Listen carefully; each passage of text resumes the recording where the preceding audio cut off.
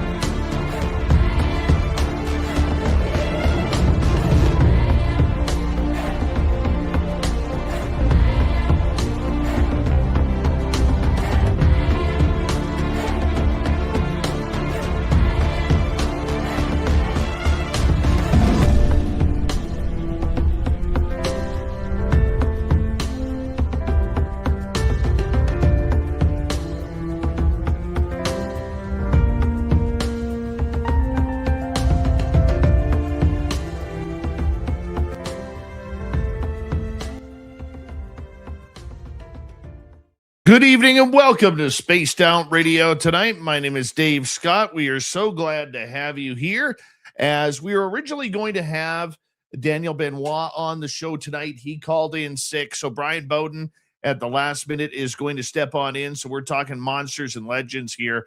We're going to take a lot of audience questions tonight, so get used to it, get real with it, and get your questions in capital letters. Let's see here. Before we do that, let us say hello to each and every one of you, because we have, where is it here? We have Tim Mothman and his goatee in the gold medal position.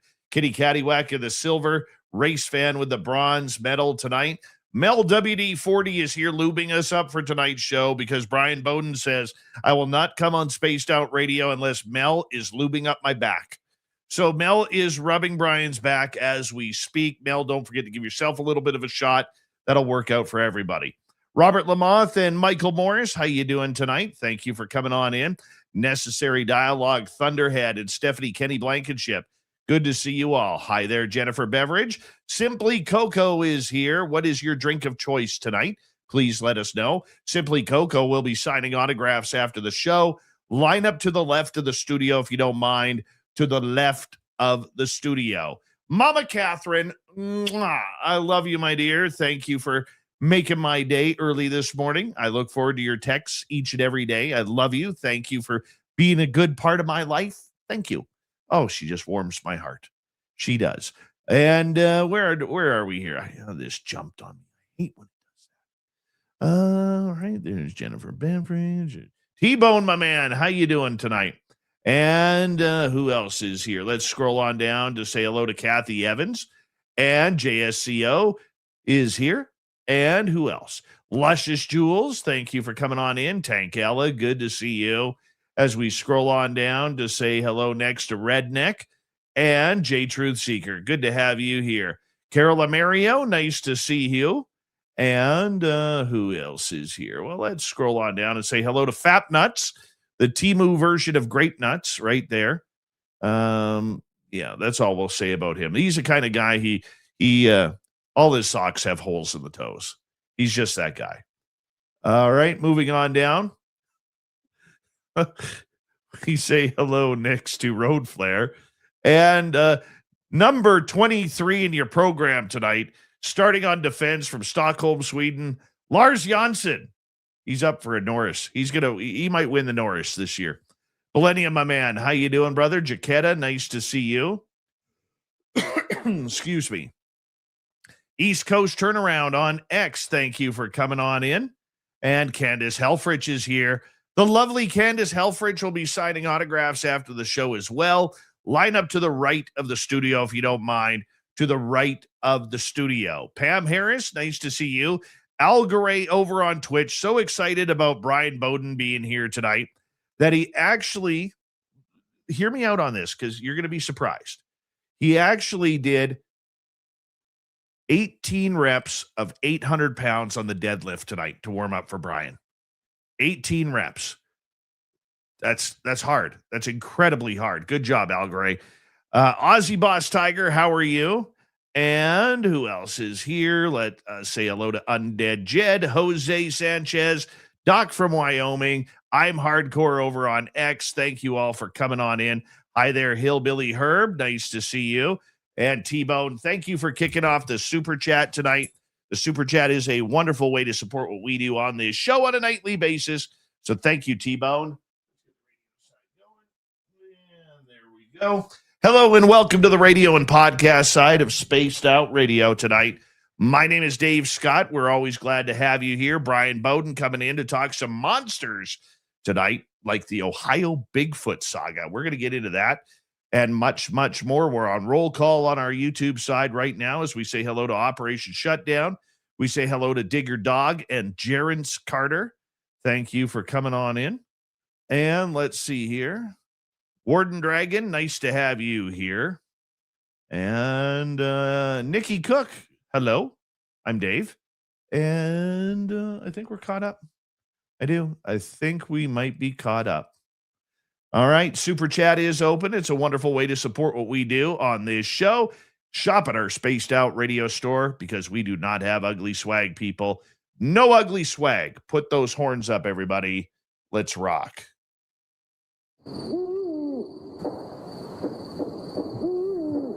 Are you ready to hear your mystic voice of the night? It's time to wake up. He's here. Shush. Be quiet. He's ready for you to listen. Let's point our ears towards the little cabin in the woods, where together, my friends, we own the night.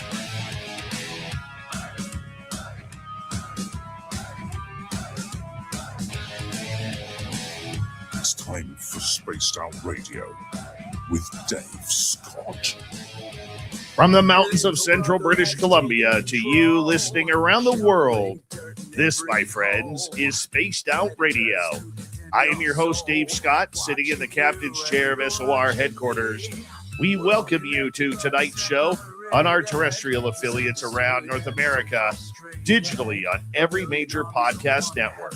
Our website, spacedoutradio.com. We have a plethora of features for you. Rock out Bumblefoot, read the news wire, check out our swag as well. You can follow us on X at Spaced Out Radio, Instagram at Spaced Out Radio Show, and on Patreon in the Space Travelers Club. Tonight's show is brought to you by Chive Charities. Help make the world 10% happier by visiting Chive Charities today. You can find them on our website.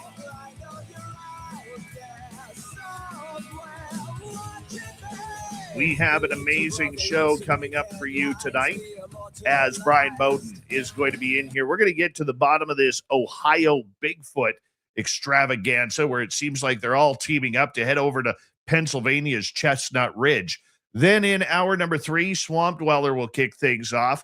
We'll follow that up with UFO Max's Grant Baker and the UFO Report. So you hear this guy on the show every now and again, and probably a lot more often than we even want on this show, because Brian Bowden is somebody who tries to copy my beard. He copies my glasses. He copies my hairstyle.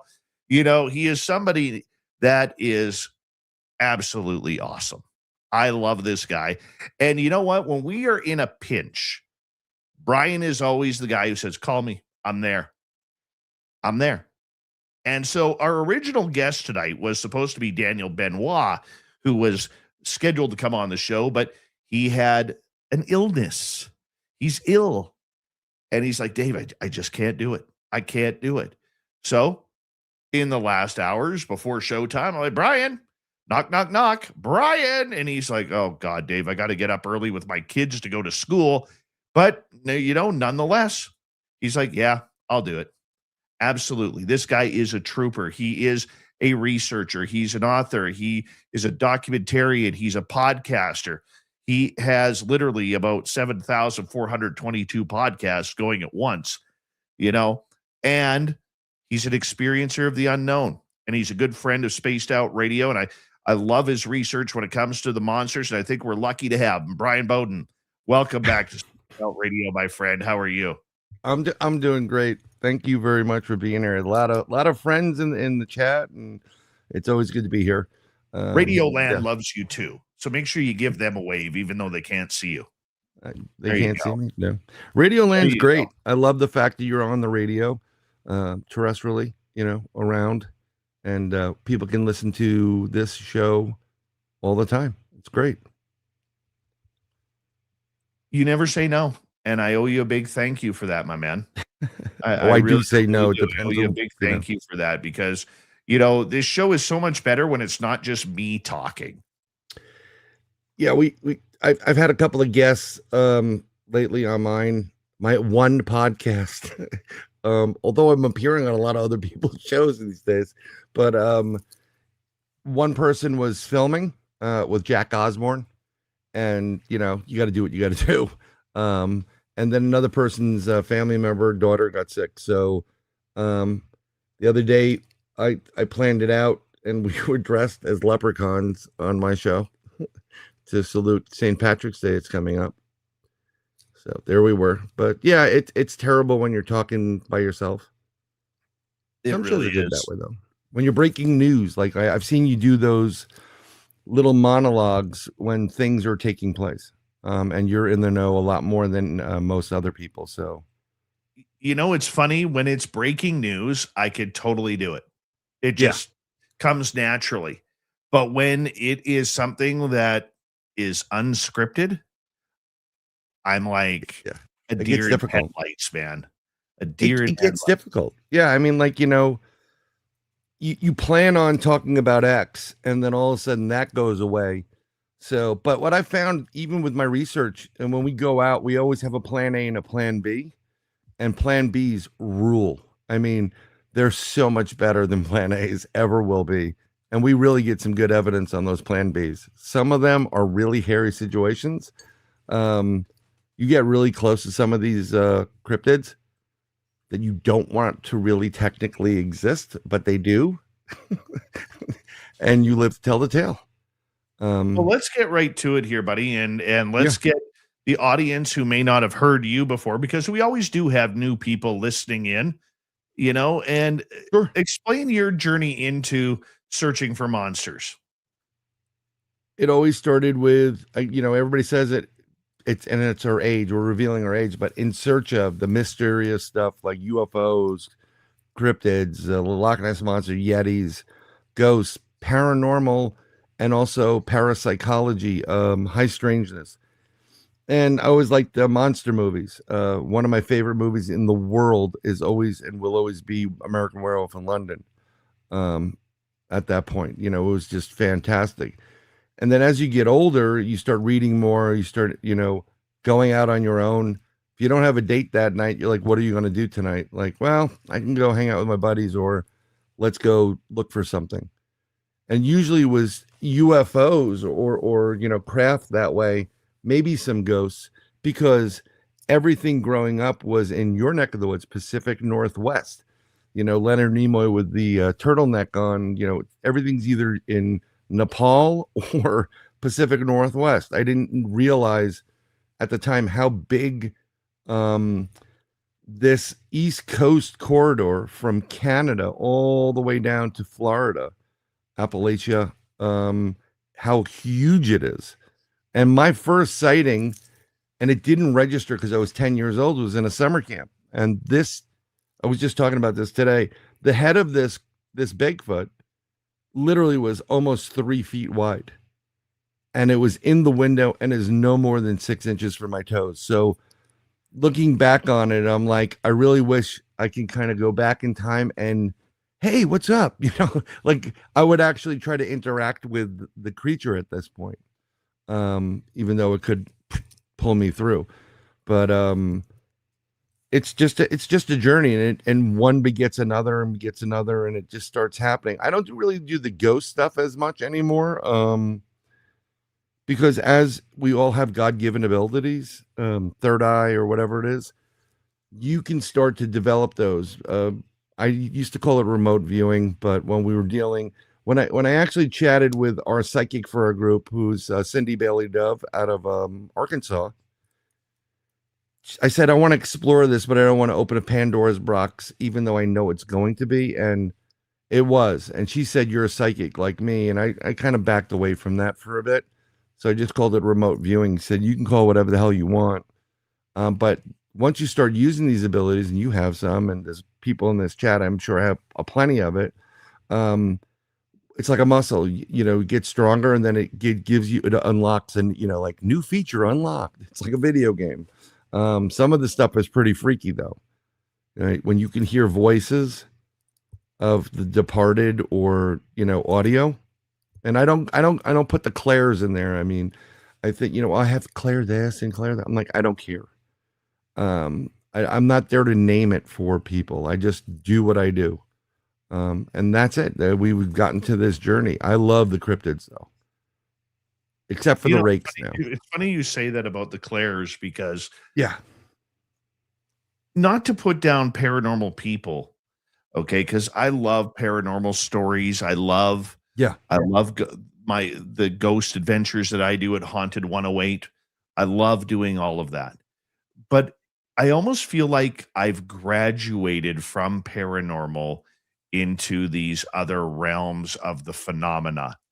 Yeah. And I find looking for Sasquatch and UFOs and aliens way more satisfying than going to say, can you knock on a wall 3 times? And it isn't about insulting paranormal people. That's their gig. That's their shtick. You take my buddy Merle, for instance. Okay, right. Merle has had Sasquatch experiences. He's seen a couple of UFOs. He's seen aliens. Okay, but the paranormal is his thing. And good on him for it, Well, you know what? I mean, it's very interesting. We did a benefit for Adam Whited for the Half-Inch Wrench crew. His house burnt down December 1st. They lost everything, so I'm going to help. That's terrible. And we were at Emmaus Asylum over in Missouri, and I've been there. Actually, I took home a hitchhiker from there, because when I was in one of the buildings, the set building, there's these 2 solitary confinement areas, and one of the windows, like someone rammed their head in to it from the inside. So that was Albert's room, and he was pissed because he kept getting put into solitary. And when I was in there, I don't know if I was picking up on stuff or whatever, but I felt bad for this guy because I wouldn't want to be constantly in solitary. And I think he, I like this guy, and he went with me to Arkansas. And if it wasn't for a friend of mine calling she's really connected. Her and I are like brother and sister, but different parents. And she called me up. I'm on the road, and I'm kind of, I don't know, I'm foggy. And she goes, "What's up, Odin?" And I'm like, "What? And what?" She goes, "Something's up. What's going on? What were you doing?" And I said, "I just came back from this place." And she goes, "That's it. You need to rebuke it right now." And once I said I rebuke it, which I have no problems with doing, it was like night and day, Dave. I mean, like literally night and day. I almost ran off the road in Arkansas. No kidding. That's how ill-focused I was. But I went back there, and I was trying to conduct an active intelligent encounter, which is, you guys will call it a CE5.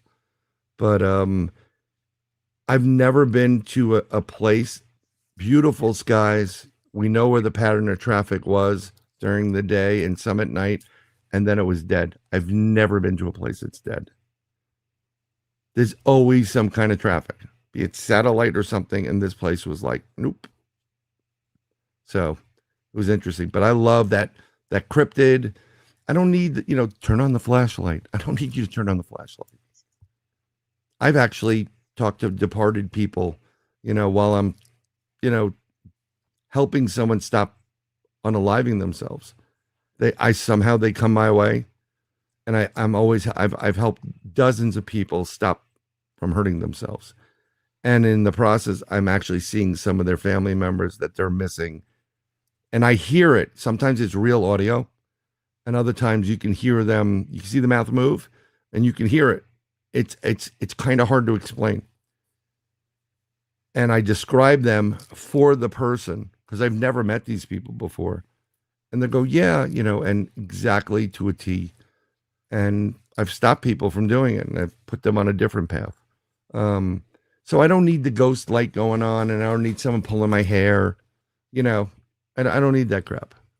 Pardon the expression. But when you have an 8-9 foot bipedal, something that gets you jazzed real quick. Explain what it's like to have a close encounter Of a Bigfoot or a dogman, or Let's start with Bigfoot here.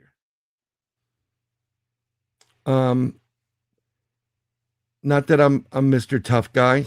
Everybody's kind of tough, but when you feel the weight of what's moving the ground, it's kind of hard to describe, but you feel its presence, and it's massive. And what starts out as, well, I really want to see one of these things, and then you realize how big this is, and you kind of like, whoa, let's pull back a little bit here. It's very intense. It can be very, very intense.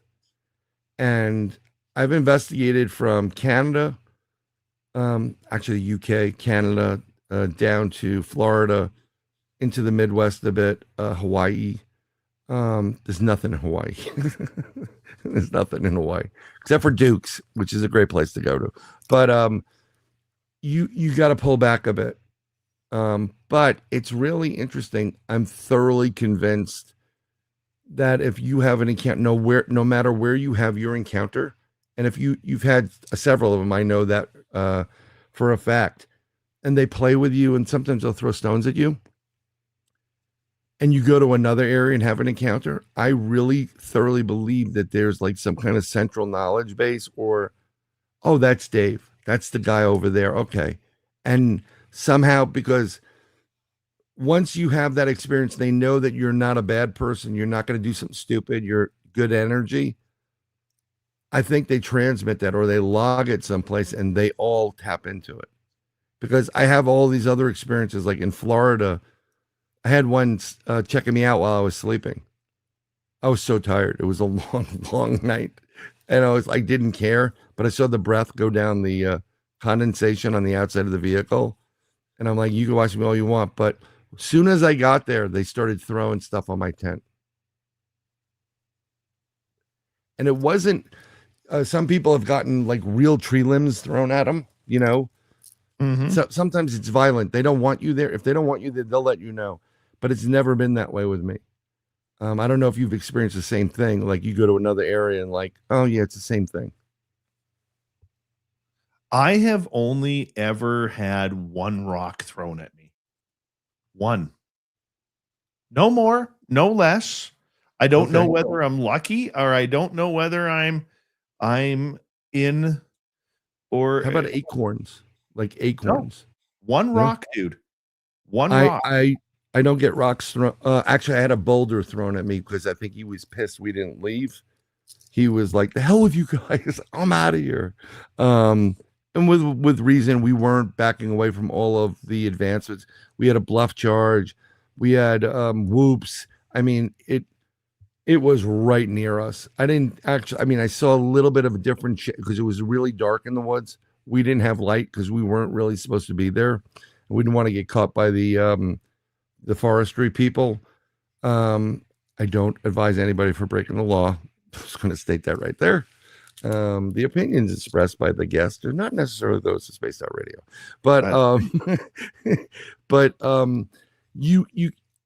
it's just, this thing is so massive that when it comes through the forest and it's pissed, it's knocking down stuff like it's nothing, really nothing. And it's a lot of energy. It's a lot of movement.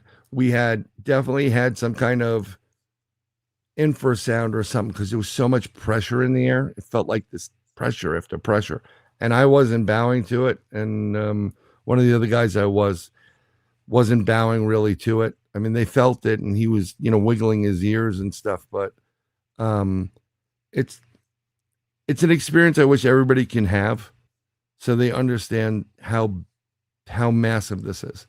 No matter if it's 6 feet tall or if it's 15 feet tall. It's cool. It's a good. Oh, I get that. I get that. I would say the most intimidated that I have been around them was when last year, really, really close to us, maybe within 40 yards, were the tree knocks and Oh, yeah. the violent tree knocks. Like, I've heard tree knocks way off in the distance. Okay, so if people are wondering what a tree knock is, it's alleged that Sasquatch will take like a tree branch or something or a rock, and they will slam it against a tree, and it'll sound like a knocking. So if I come up to you, and then way off in the distance you'll hear,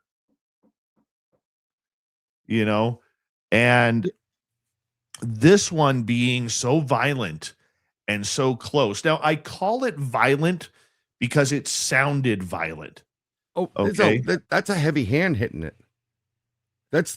Whatever they're using, be it their hand or, because some people say it's the hand that's smacking the tree, which I find it very odd. But they're picking up a big piece of wood to hit another tree with to make that sound. It is violent. Absolutely. Yeah. We looked like I jumped out of my chair.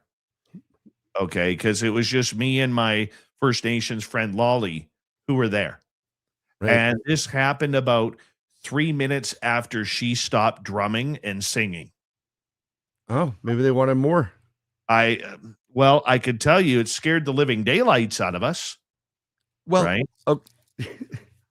So after a conference last September, where Emmaus is on the other side, like, about a quarter of a mile or more, they have these other houses, and one of them was a bed and breakfast. Right. And I was tired, so I was with my friend Krista from Blondes and Booze, and we're just sitting in the parking lot, just trying to chill while everybody else is over at Emmaus. And no more than probably 20 yards from where we were sitting, a real loud tree knock, like you just said, to the point where it was a real quick, like, and she was like, that's really close. I'm like, that's super close. Because think about it. If you have a 6 to 10 foot bipedal, whatever it is, and by the way, Dogman does tree knocks too, just so you know. They do tree knocks. They do a lot of what Bigfoot does. That thing is close. If it wanted to, within a split second before you could react, it could come and grab you, and then you're whatever. But it's not. It's warning whatever they're warning, their family members, their tribe, their whatever you want. Pay attention. But as soon as that tree knock went to the right of us, probably about a quarter of a mile, a little bit, or a third of a mile, on the same property was whoop. And then after that, we heard it, the response, and then we saw dancing lights going in the woods, some dancing lights. It was great experience, because my friend never heard that before. She's a paranormal person, and I love when paranormal people get into the cryptid side of it, and vice versa. I think it's amazing when you have that. I just think that incident may have scared Lolly from going back. I really do believe that it may have scared her from going back. And it is something that I monitor. It really is something that I monitor, because I'm always asking, are you ready? Are you ready? And she, no, I'm not. It's I'll tell you the truth. It's okay to be scared. Yes. And here it gets, I always like going out with females on an investigation, be they seasoned or not. Because one, they look good, they smell good, and they cycle. I'm going to be brutally honest with you. So if they're going through their cycle, these beings smell that, and they could smell this stuff a mile away. And that attracts them. The only time it gets nervous is if you get, sometimes we get, and I think it's younger ones, and they get real excited, and they start doing them. It's almost like a monkey bark. They get really crazy. Yeah. Let's hold that thought, Brian, because we are going to go to break here. Brian Bowden is here. Third Eye Live is one of his many, many podcasts that he has broadcasting out there on YouTube land. When we come back, the Ohio Bigfoot sightings. Apparently, some people out there are getting a little jittery over Sasquatch.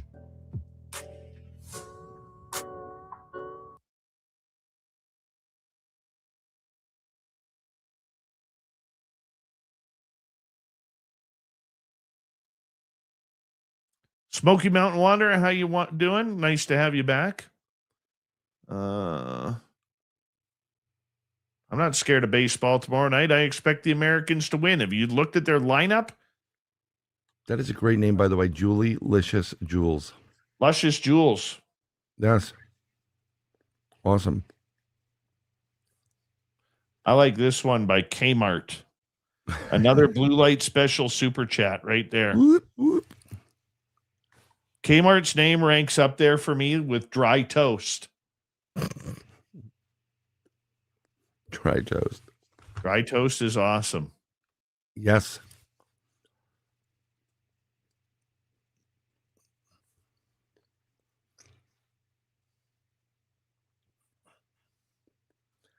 You know what I've noticed on some of the stuff, the StreamYard stuff?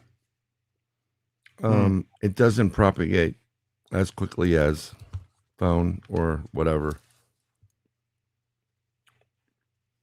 I was having a problem with it. I only care about the audio. Yeah, no, I know. Audio is good.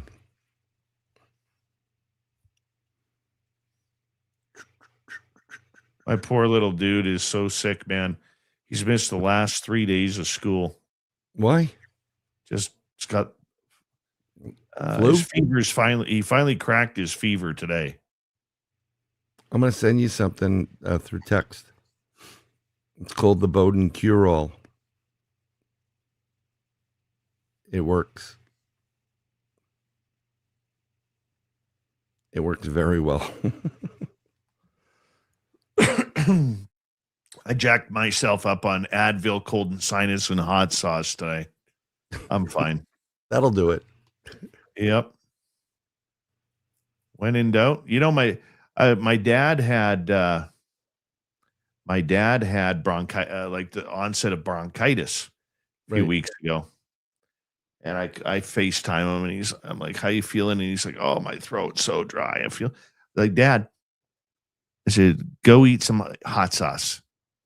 Go eat some hot sauce. Burn that shit away. Right.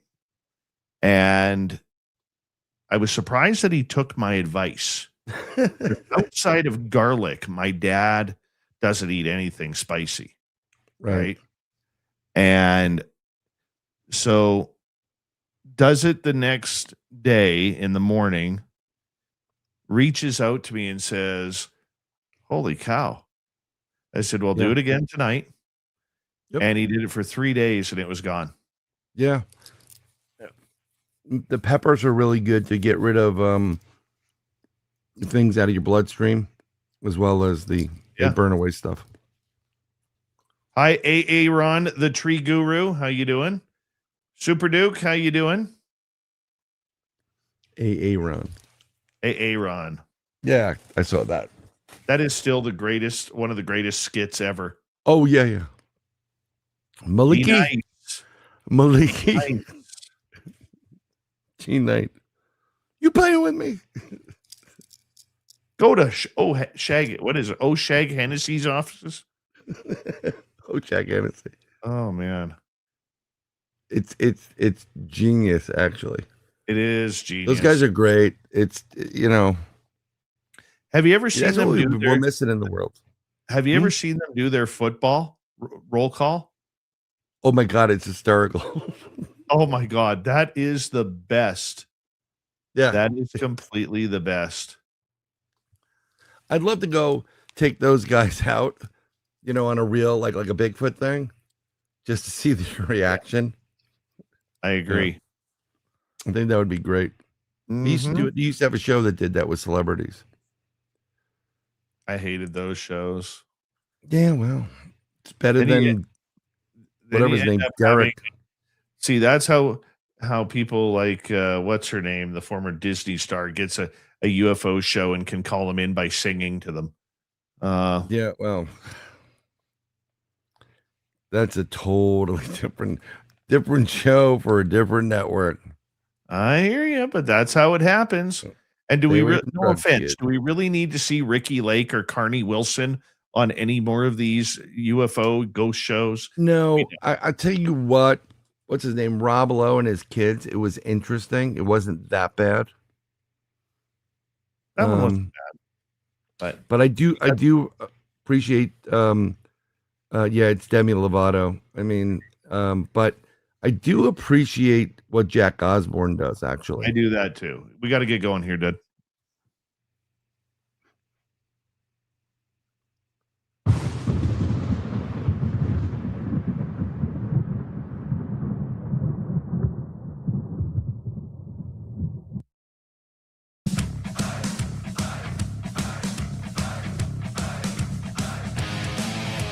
Second half hour of Spaced Out Radio is now underway. Good to have you with us. My name is Dave Scott. We got Brian Bowden in the hot seat. We're going to find out about all of these Sasquatch sightings in Ohio recently.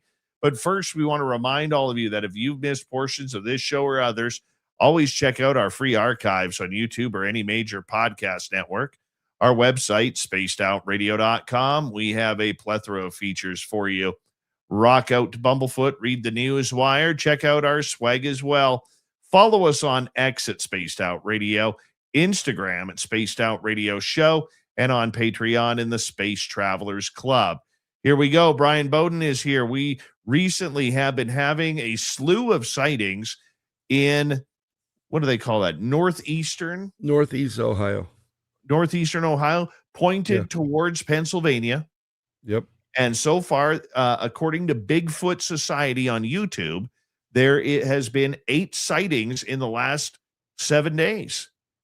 What do you think? I mean, the sightings are interesting because if I'm correct about it, there was someone driving in a car and it was, I forgot what road it was.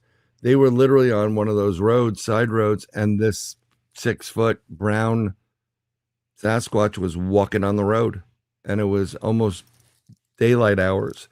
It's interesting because have you checked out the time frames? I mean, the sightings were 12:30 p.m., 10:52 p.m., 10:20 a.m., 11:47 a.m., and 6 p.m.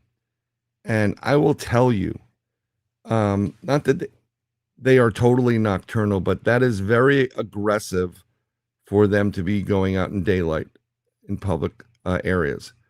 So I think it may be a migration pulling them down to another area, or something happened where they were in the northern portion and they're getting out of there. Because you're not going to expose yourself to humans unless there is a reason behind it, in my opinion. That's a real danger spot right there.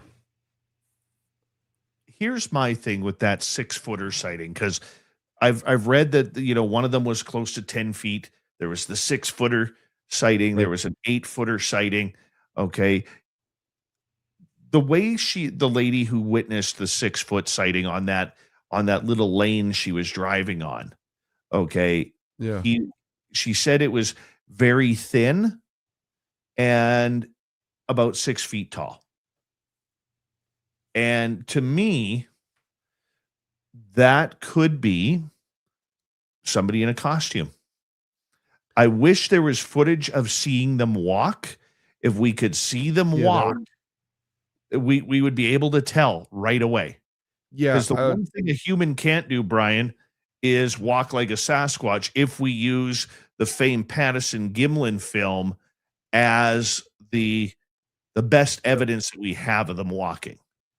I agree with that. I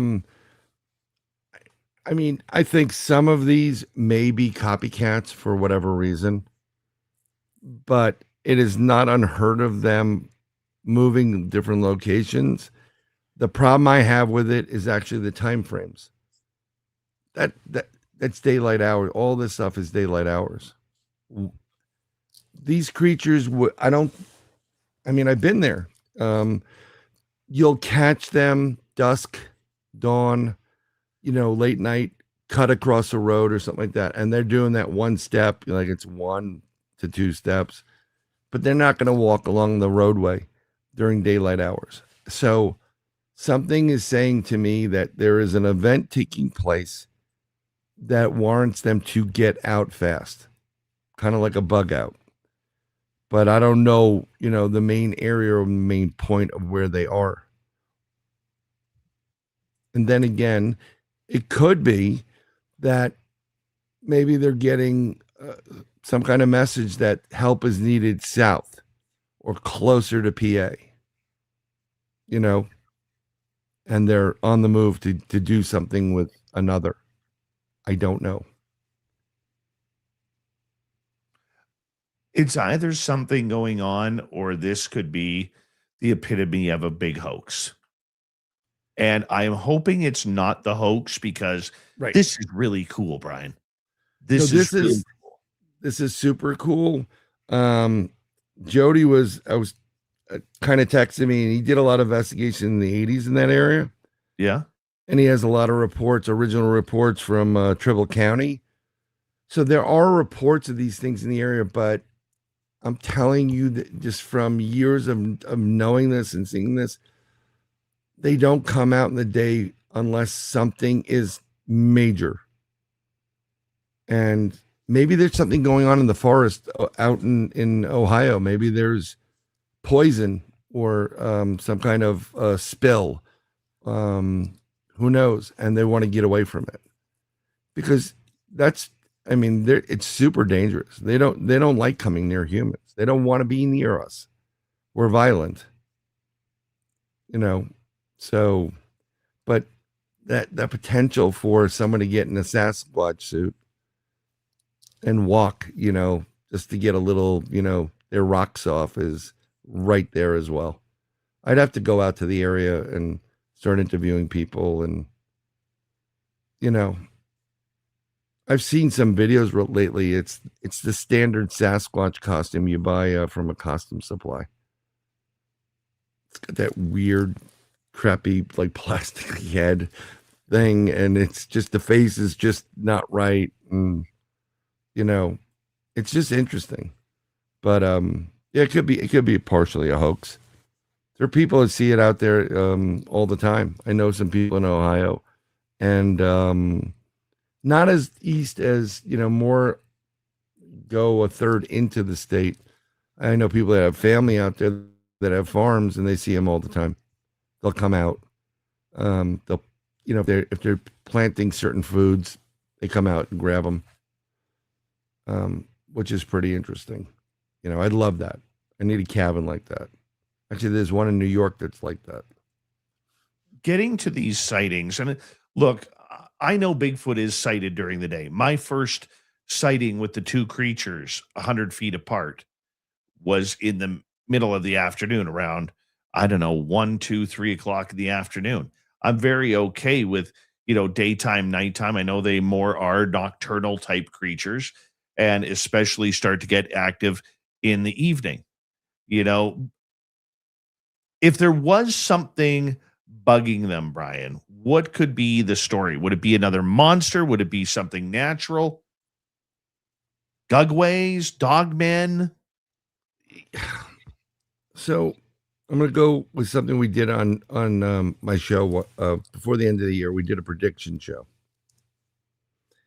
And one of the predictions, when I sat there to get ready for the show to give my predictions, I predicted earthquakes and almost, I don't want to say underground volcanoes, super volcanoes, but there's a large, massive bit of heat or whatever, magma that's underneath, and it's moving in that direction. And I predicted earthquakes in strange areas like in Ohio and New York and Pennsylvania and up by the, the lakes. And maybe something's brewing and this is taking place. Maybe there is something going on underneath, and they're getting out of the area because, yes, they do have daytime sightings. I mean, these do happen, but depends on the density of the population. It's really dangerous to reveal yourself to individuals that are violent. They have these metal machines they drive, knives, guns, whatever. It's not a safe thing. I mean, I don't know about gugways and all that other stuff. That's becoming bigger. A lot of people are saying they're seeing werewolves, and I think that's a missighting, misidentification for the most part. Because a werewolf is somebody that can transform into it. And I know, I mean, I believe people when they say it, they believe it, they say it, but it doesn't make sense. There's no rhyme or reason behind why would there be werewolves now?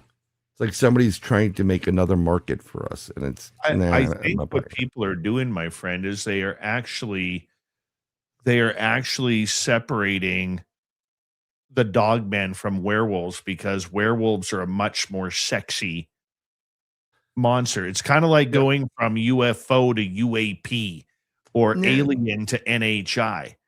So, okay, so the UFO to UAP, that is a narrative, and that's a authority figure trying to control it. No, I get that. Yeah, you know what I'm saying. It's easier for people. Let me rephrase. Right. Okay, so I'm not sounding like an idiot here. Okay. I think maybe it's easier for people to correspond with a werewolf than it is a dogman. Most people have heard of a werewolf. Right. But yeah, and I understand that and totally got that. When people say, what is a dogman? I always say, have you seen Van Helsing, the movie? And then like, yeah, the werewolves in it? I'm like, yeah, that's what it looks like most of the time. And they're like, no. And I'm like, yeah. I still have two people that don't talk to me. It's been 3 years, or something like that. But so I do use the term werewolf. But if you're in the field, werewolves are something that transform into. And none of these, the jinn will transform into whatever the heck they want. So they'll transform.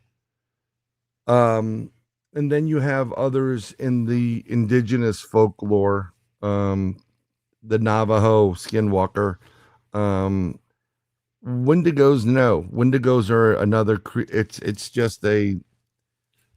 It's a grotesque bastard demon of the Navajo nation. They don't transform as much.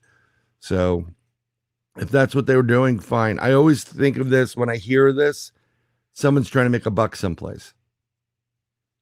Well, I can tell you, north of me, about 45, 50 minutes, one of my investigator friends, she'll be joining me on Flight 21 later in a couple months, and she's joining our team at Haunted 108.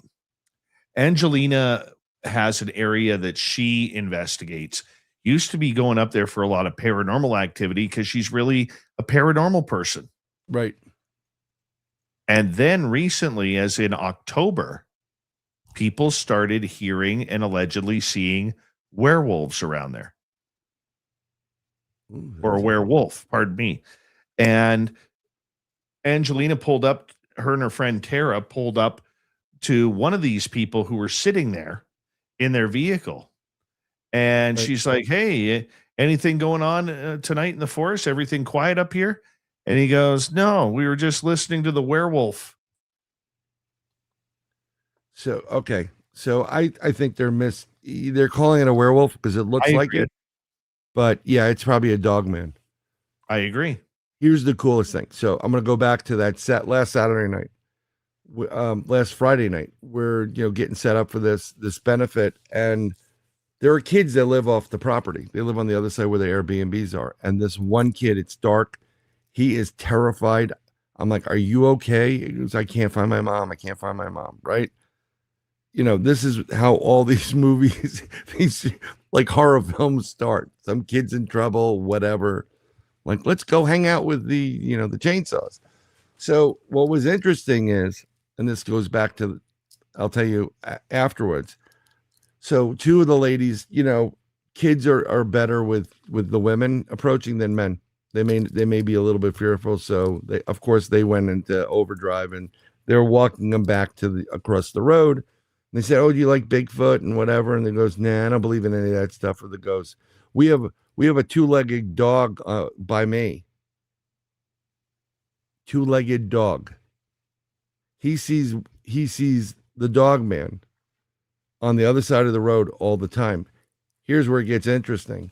His house is, I don't know, 50 yards max, maybe, from where the Airbnb I stayed in. And if you go out we have to go in through the back door. If you go out the back door and you go up 20 yards, last year they found a 19-inch dogman print. No. Yeah. That's big. 19-inch. And what was interesting is I was sleeping on a chair, leather chair. Next to me was Bigfoot Michigan Rob. Rob was sleeping. He was in the cabin snoring up a freaking storm. So I got up in the middle of the night and I wanted to get my headphones because I can't sleep with that. I was just cracking up. And I'm telling you, I saw something peeking in the window, which was, they didn't have shades on it. It just had like a very sheer white, I don't know what you want to call it. And I just, it looked like something was peeking in, big snout. And if it was peeking in on its hind legs, it would easily be probably 8-9 feet tall. Because I know where I would fit in there. I'm 6'1", and it was probably 3 feet taller than me. So all these things add up to, dogman. And when they say I have a 2-foot dog, most people say, "Oh, that's, like, is the dog injured?" No, they're not thinking like we would think. But the werewolf thing, yeah, I get it. And I still don't like seeing them up close and personal.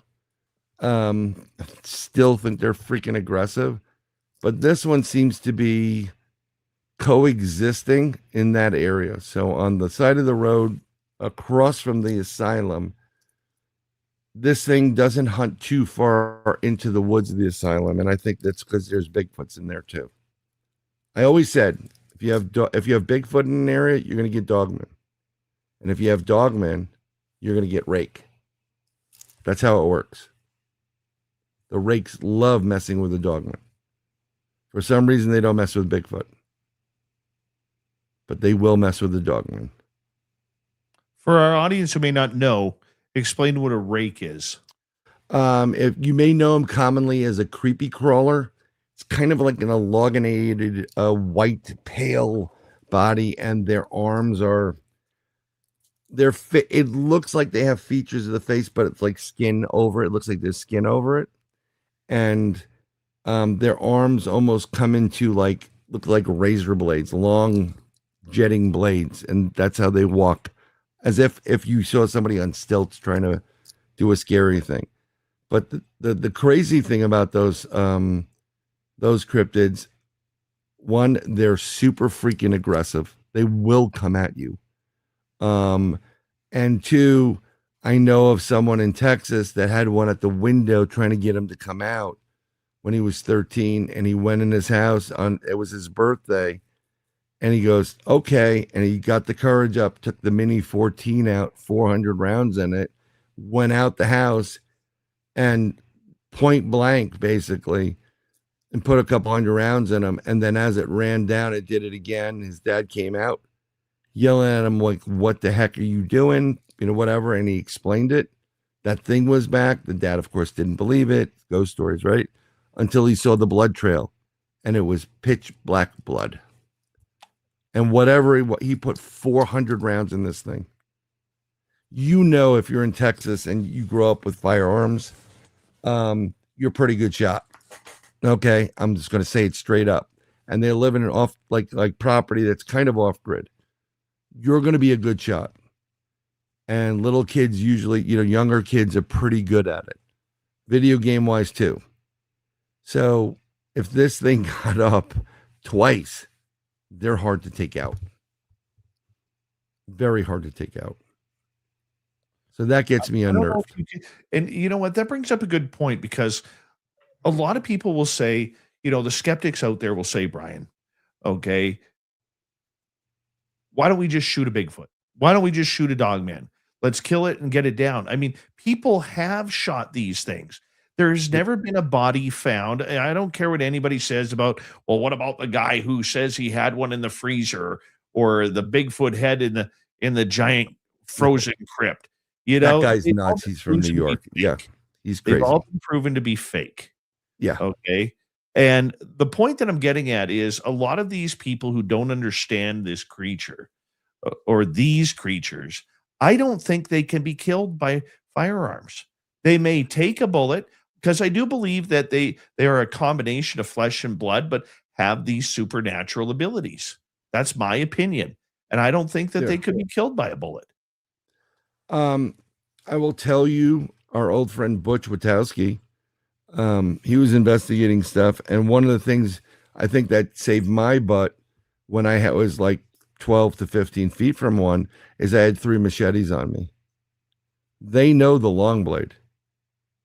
See, if I'm just going to give you an example, and someone said that's a lot of rounds for a Mini 14. Not if you have a double clip and you flip it, whatever. It's really not that much.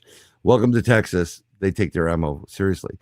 If you go shooting, hunting for bear, a moose, or some of these, even elk, they have so much skin in the front that even doesn't, no matter what you're using with your fire stick, it's going to put holes in them, but it's not necessarily going to take them down.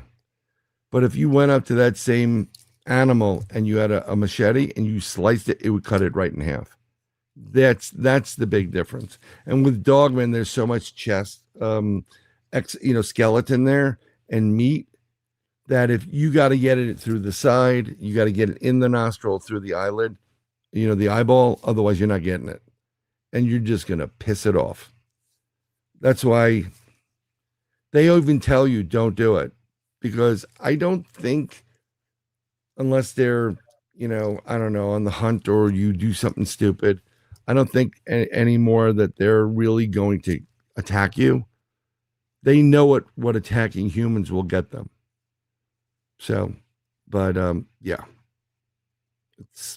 I would agree with you on that. As we got about 2 minutes to go, I do think that these creatures are smart enough to know the dangers of humans. I completely get that. Yeah. I just don't think that, to answer the question about where's the bodies, they must die even of natural causes. Well, we know nature is the biggest fixer, cleaner upper. Works better than Mr. Clean. You know what I'm saying? I mean, I've found in my life 2 bear skeletons. Okay, with the hide. You are a lucky man. That's like hitting the lottery. Yeah, I wish it was the lottery. I'd prefer the lottery. Yeah, right? Me too. I mean, the sad part was one was poached. Okay, that's messed up. Yeah, yeah, and it was.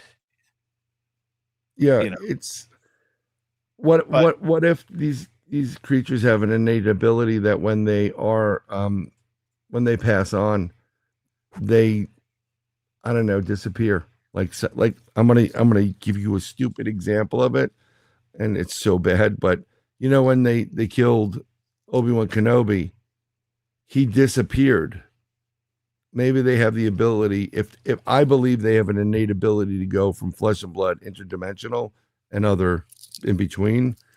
What's to say that when something finally passes away, it doesn't kind of dissolve or go interdimensional and travel wherever. But that's what I'm saying. Yeah. I don't think it can be ruled out. I do believe, like a lot of people will say, well, it's got to be flesh and blood, or it has to be the other. Why can't it be a combination of both? People have claimed to have made aliens bleed. Oh yeah, No. If it has some kind of blood in whatever it is, be it our blood or the red blood kind or something silicone based, whatever. I'm going to go with Arnold Schwarzenegger. If it bleeds, you can kill it, and a lot of these things bleed. And on that note, I'm going to get you to hold on right there. We're already 1 hour down, 1 hour to go with Brian Bowden, the man, the myth, the podcast legend. He'll sign an autograph for every man, woman, and child out there. Yeah. More Monster Talk with Brian when we return. This is Spaced Out Radio with host Dave Scott.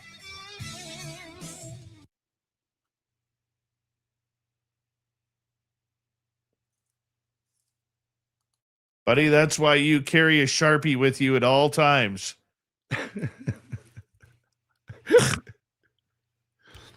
Here it is. Triple Gem Shining. Welcome to SOR Chat. Who do I make it out to? What does this say?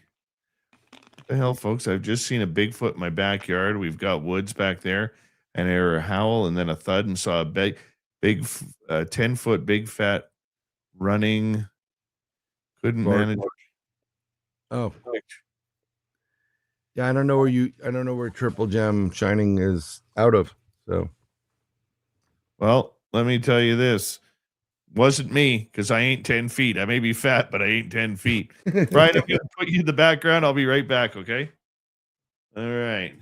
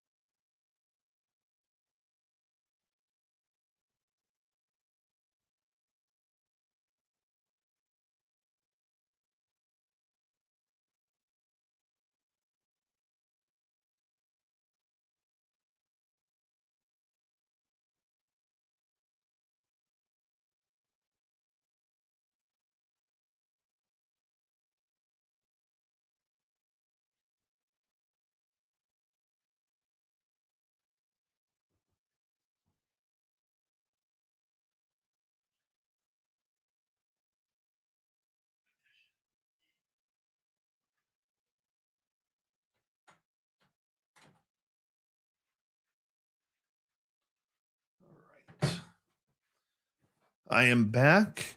You will see on your screen Caribou Con, September 18th through 20th. And we'd love to see you all up here in the Caribou region. We got some great speakers coming on up, and we'd love to be able to have you here. Yeah, we would. Go to cariboucon.com to get your tickets today.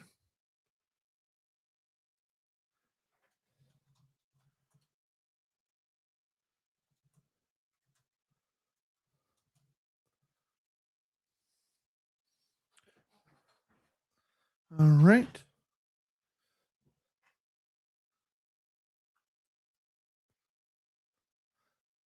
Let's get Brian back in here. There you go, buddy. I'm good. Whistling Mike, how you doing? Taking a Nice to see you.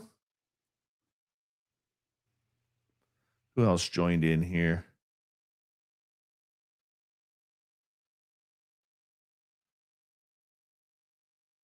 That's right, Nicole. CaribouCon is going to be the best conference in 2026. You got to come. You got to come up here for that. All right. Let us say thank you to Brian, to Kmart, and T-Bone for the super chats. We greatly appreciate your great support of Spaced Out Radio. Here we go with the next hour.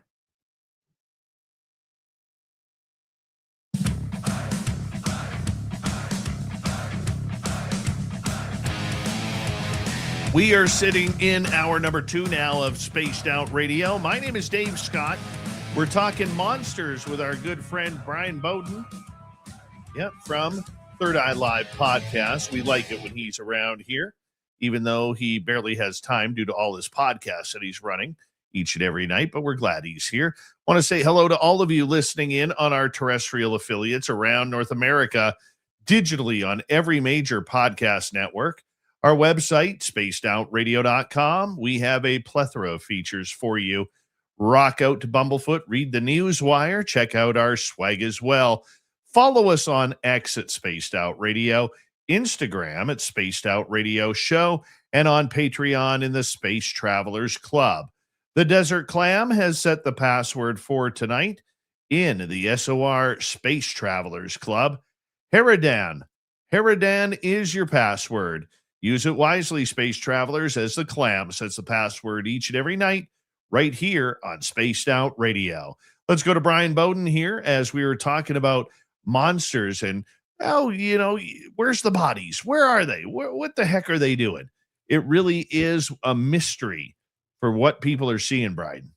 Right. I mean, Paramore brought up a point that, you know, I don't know if he was watching or seeing it, but body usually takes about 7 days to decompose and get taken care of in the forest. So, I mean, that's a lot of food, a lot of vendors coming over to nourish, you know, get their nourishment. These Bigfoots, you would at least get some kind of bones, right? I mean, you should find some skeletal remains, unless, let's go back to the Ohio thing. So maybe they are so tribe-esque that when one passes away, they all pay homage to the one that passes, and they'll collect the pieces and take them, you know, to a burial site or something. There are people that claim there are burial sites around the entire country of Bigfoot. Then again, maybe they take them back to whence they came, which is a different dimension. You know, I don't, you know, I wish I knew. It would be very interesting to find out and find a Bigfoot someplace. But the minute you've asked this question, if you had the definitive proof, you'd be one of the very few people that would be getting a preview of it. And unless you're doing a major, you know, PR conference, news conference, and, you know, with medical staff there to examine what you bring forward, you won't have it long. The government will take it from you for whatever their reasons. So, who knows? I don't know what to think about it. I know what I want to think. Okay. But it doesn't mean that what I think is going to be true, or, if the flesh and blood crew is going to be very true as well. I mean, until we get a body, Brian, until we get a body of a Bigfoot or a dog man or a gnome, and we're not going to know. We're not going to know. I mean, I've seen people with what looks like bodies of fairies or the fae. Literally looks like them. I have actual images that were sent to me by, I couldn't even tell you who, because it's all zeros in their ID, and there are pictures of fairies or old photos of fairies. I'm sure the Smithsonian has their fair share of this stuff and locked up and have been doing studies on it. And then the military would want to pick up, like, what if we can create a super soldier from this? Let's take DNA or whatever. Because someone contacted me many, many years ago, probably about 15 plus, and government number or whatever. I don't give my phone number out, so you have to know exactly how to get to me. This is my cell phone, not my home phone. And they were like, military fairies, that can be good too. And they said, "Oh, you don't believe in it?" And they told me that this is what their job is in the military. They protect bases from these different variety of cryptids. If there's an event, they organize and go there, kind of like what took place in Colorado probably like 2 years ago, I think it was, where they said that every time I hear a mauling story, 2 people were mauled by a big cat. Yeah, okay. Right. We had one in Florida on the west coast of Florida. There was a grandfather and grandson that were killed in their RV, apparently by a bear. Have you ever tried to open up an RV door with opposable thumbs? No, but if a bear gets it, where I'll defend that one. Right. If a bear is able, especially a grizzly bear, is able to get its claws in the top of the door, it does have the strength to rip the door off. Yeah, but we're not talking about grizzly bears down in Florida. I mean, they're bears, but they're not as big as, black bears. I think they're smaller than black bears down here. It just didn't sound right. I can't say it better than that. When you get a feeling like, nah, that's not right. Somebody's not telling the truth here tonight. So it's just an interesting, concept. But yeah, they go investigate it. They seal off areas. They pull things out, just like the stories of the Kandahar. Sorry. There are soldiers that have been on, what is it, Sean Ryan talking about it, that met people that were involved in the extraction of a giant out of Kandahar. Yes. I mean, I don't expect anything less from these governments around the world, no matter whose it is. They're going to do some crazy things. Do you think then, with these creatures, let's just say by chance they are dimensional beings? Okay. And not just Bigfoot, but the other ones as well, whether it's Mothman or whatever. Do you think they have these dimensional portals in the forests that just open up because nature's a good place to hide? So when you get into portals, what's very interesting, I think they're able to open portals. And I'm going only by when I studied physics and we're just starting the quantum stuff and the theories were running rampant. To go from point A to point B 2 miles down the road in an instant, in theory, Einstein's, bridge, Einstein-Rosen bridge and all this stuff, what you're doing is you're bending space-time together. And then when I open a door here, I'm going in here. It's 2 seconds. I mean, it's less than a second. So that is possible through physics. So why would this, if this creature has an innate ability to change its physical structure into a different type of form of energy, then going interdimensional, portals are going to be used. Now, there are other creatures. I know people that went to land between the lakes, and they heard what sounded like a metal door opening, like when you rub like a steel door against a frame, sometimes it opens, it makes a certain sound, but it was a lot louder. And the next thing you know, they saw something that looked like a portal, and things were coming out of it, specifically rakes, by the way, at this point. And one of them fought them off. One person who's never drawn his firearm in his life had it drawn. And the other person who all she uses is bear spray started spraying at it as they were coming towards them. And apparently the bear spray did, it was enough to back them away. And it changed their whole entire life. So yeah, portals do open up in the middle of nowhere.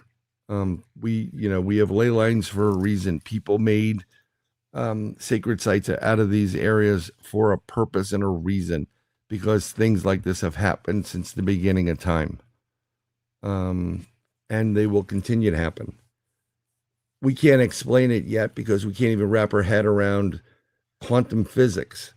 But I think once quantum physics really starts to take off and we start having quantum filters and whatever, you're going to see a lot more things available, and that you never would have expected. Whereas kids born at a certain age later, past here, they're going to be like, oh, it's just a portal. What are you so freaked out about? So that will happen. I mean, I've opened up a portal in a stone chamber in the landscapes of New York State by using sound frequency, singing bowls. And I just boom, all just kept going with the heart chakra and the crown. And this portal did appear on the FLIR. And I'm like, I think we just opened up a portal. My buddy's looking at the FLIR, I'm looking at it, and then something peeked its head in for a split second. I go, did you just see that? Something peeked into that portal. Whether it was in the portal or outside of the portal, I don't know. But I also know that I don't play around with portals. I'll be investigating a couple of sites in the state of Florida that have portals. And I told the individuals involved, no one's going through it but a drone. We will send a drone in it, but I'm not letting anybody go through it, because I know of somebody who was on was doing an investigation in the dirty South, we'll call it, and a portal opened up, and they were at one part of the team was at a distance. The other part was they saw it. They went into the portal. They totally disappeared from the FLIR. That is virtually impossible if you're giving off a heat signature. And then a moment later, they came out. On the other side, there were 3 people. And each one of these people died a really horrible death thereafter. Not long thereafter. So, I've seen staircases in the woods. Oh, That's those freak me out. Those freak me out too. So tell about, before you get into that, for people who may not have heard this, the legend of the staircases in the woods is if you find a staircase that's just sitting there, and it can't be to a place that used to exist there, like a home, right, or a cabin or anything like that. It's just a stairwell, and it looks very old and very unique. And legend has it that if you find this stairwell and you make it to the top, you enter a different dimension and can never come back. Yep. I've seen that. People. I've seen staircases, yeah. And let me tell you something. Some of them are not that high. It's like 7, 8 steps. How many have you seen? I'm actually going to one. There's so my oldest, her boyfriend does Boy Scout camp in a state park over here in Florida, not that far from me. And I know the park, and he goes, "It's really creepy." I said, "Have you?" I always ask the paranormal questions. It's like, no, it's just odd. It feels unnerving there. And I went into another store, which was like an outfitter store, an outdoor store, and the guy that was running it, he said, "Yeah, he found out I did paranormal stuff." And then we started talking. He goes, "Yeah, if you go to this park, Jonathan Dickinson, there's a staircase." I said, "Don't go on those." He goes, "No, we don't. It's always like a game we played." I said, "You may not like that." Because people have disappeared. And if you're with people and someone disappears, you're all the suspect. Get it? Very true. Now, this is where those drones come in handy. If you have a drone, you can fly it into the portal. And maybe you'll get something brought back. But I've also been in the woods where when you go out to the site, the 21, and where you go to your Sasquatch sites, there are certain sounds of the woods that should be standard, like some of the birds, crickets, other noises. I've been in situations where I'm walking, we're doing the Bigfoot look, investigations, and you hear it, and all of a sudden you get into it, you stop at a spot. There's no wind, there's no sound, there's nothing. Not a freaking thing. And you just look around and like, this is odd. And people are talking. And then you want others to recognize that we're in an area that is like, it's like a void. That's why I bring a Geiger counter with me. As soon as we get to those spots, I want to see what the radiation levels are. And usually they're a lot higher. And the only thing I can say is, my theory is, if you come across those, they are the portals that these Bigfoot come out of, and they move out of them, and they take a slower time to dissipate because they don't have enough energy to actually do it on the dissipation, and you can get stuck in some of those. Not like stuck, but you're kind of on the tail end of something like a door closing. And that's why it stops everything. It's interesting. Very interesting. Let's get to some audience questions here. Sure.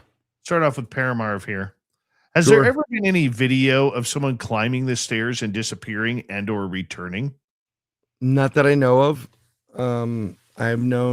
I've seen something of someone climbing the stairs, but I've never seen anybody disappearing.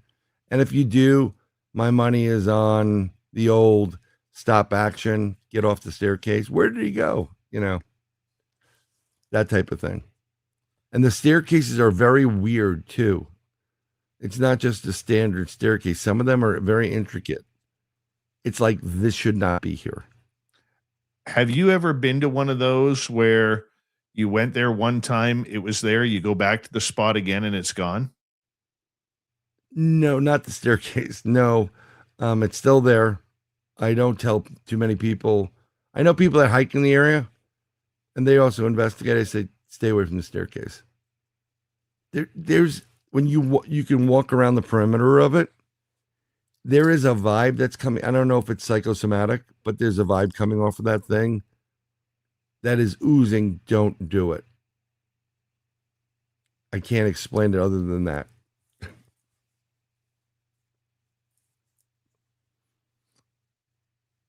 I don't want to take that chance. I'm not doing that yet. No, I'm not good with that. Let's send Nicole in. Nicole Satch. Yeah, we'll send Nicole. We're not going to send you in. Let's go to T-Bone. Sure. Never asked you, Brian, what's your opinion of the beast of Gavoden? Oh, the original French monster. I'm thinking it may have been a very, very, very large wolf.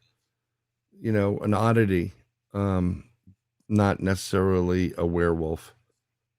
But what they do is they have like this wolf that's killing things and attacking, maybe rabid, and then people then take it and make it bigger than it's supposed to be for whatever their reasons to keep people home at night or whatever. Kind of like, don't go in those woods, the boogeyman will get you. What you really should be interested in is St. Christopher, who is depicted as a werewolf. I mean, a wolf, whatever, dogman. That's interesting. I've never heard of that one. Yeah, look up St. Christopher. You'll get him as he has a wolf's head. Really? Yeah. Interesting.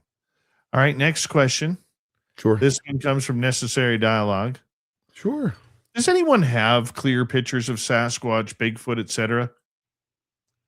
I still 100% believe the Patterson Gimlin film is the best evidence you'll ever see. There are clear images of these creatures, but at different angles. They are very much aware of what cameras are, and I believe that they cloak when they're by cameras, or they draw enough energy off the camera to blur the lens, because everything's electronic. So if you start drawing energy from it, you can take away from the IR, the sensors that are there. But when they are not aware that they're being paid attention to, they do show up, and there are some clear pictures.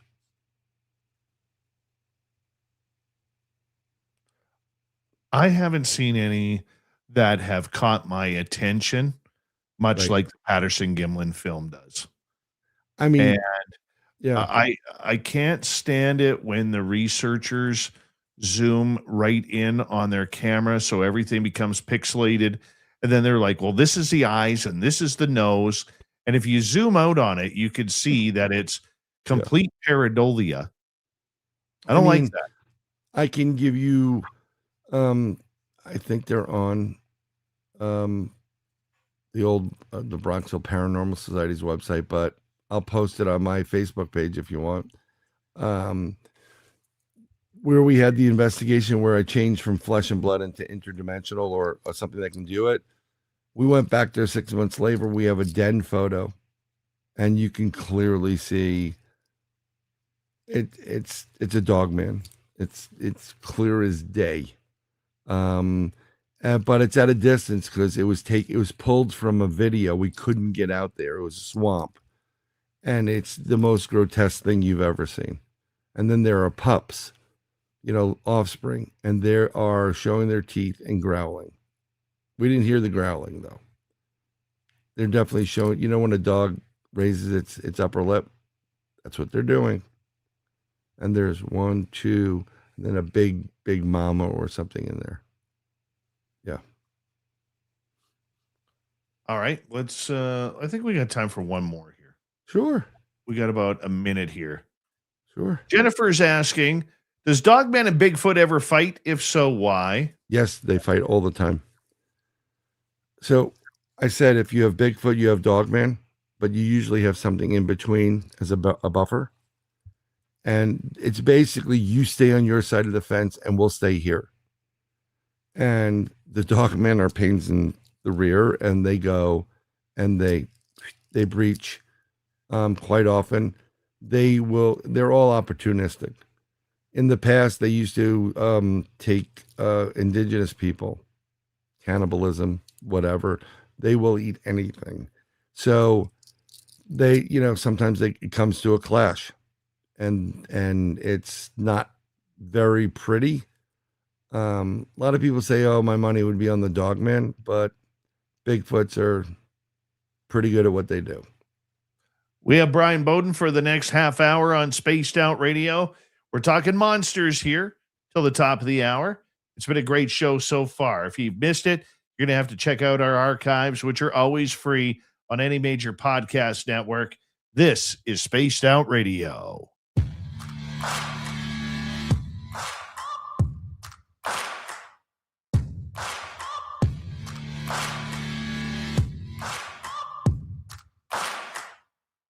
You're listening to Spaced Out Radio with your host, Dave Scott.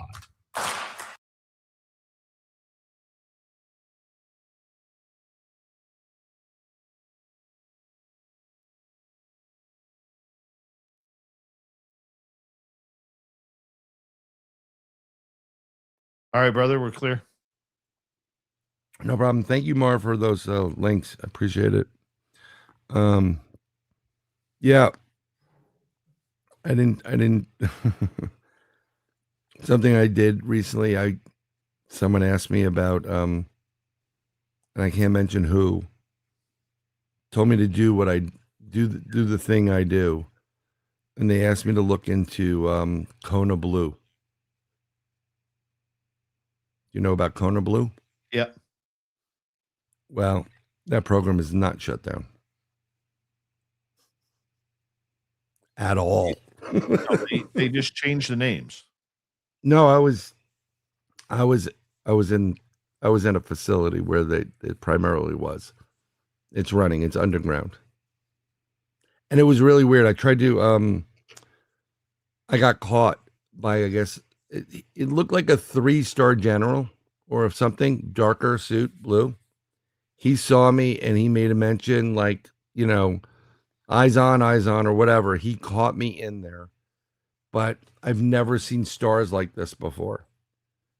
So picture like a general star, but the center was round and then there was a dot in it. It looked like a globe, and it kind of looked a little bit like Space Forcey.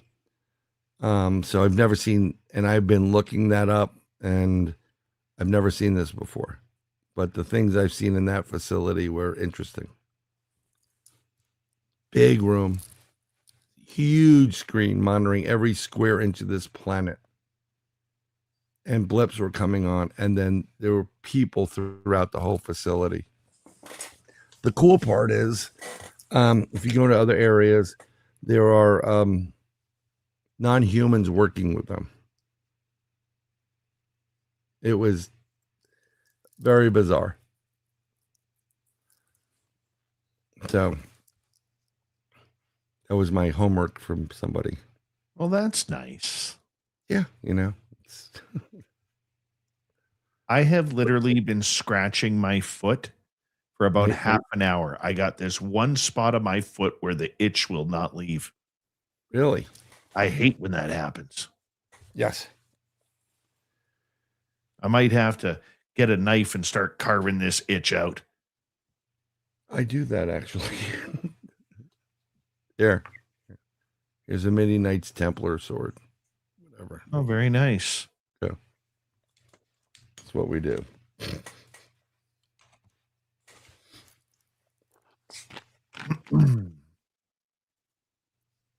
Tis excellent. Tis excellent. What type of non-humans? Extraterrestrials, in a variety of different ones. Tall grays, little grays. There's one that it was really weird. There were a lot of angles on the face. Never seen that before. And there was another one that looked like, I don't want to. It was in Star Wars when they're going into the Death Star, and he kind of Asian-esque. It looked like a fish head. It was really weird. It was just, if I was doing drugs at the time, it would, which I haven't done in decades. Yeah, it would be like, okay, that could explain it. But no, this was very much, they were working with humans. Bizarre. Reported back to him. I have sketches of my sessions. Really weird. And I can't ask them why they asked me to do that, because I don't have security clearance. So, by the way, we should give a shout out for anybody who doesn't know. It's Merle's birthday today. Yes. Yeah, Merle's birthday today. So Happy head birthday, on Merle. over to his head on over to his page on Facebook and go wish Merle a happy birthday. He'd like that. Got to Merle it up sometimes, people. Yep. All right, we're coming back in 15 seconds. We got 3 super chatters tonight. We got T-Bone, we got Kmart, and we got Brian. Thank you very much for your love and support, everybody. And here we go.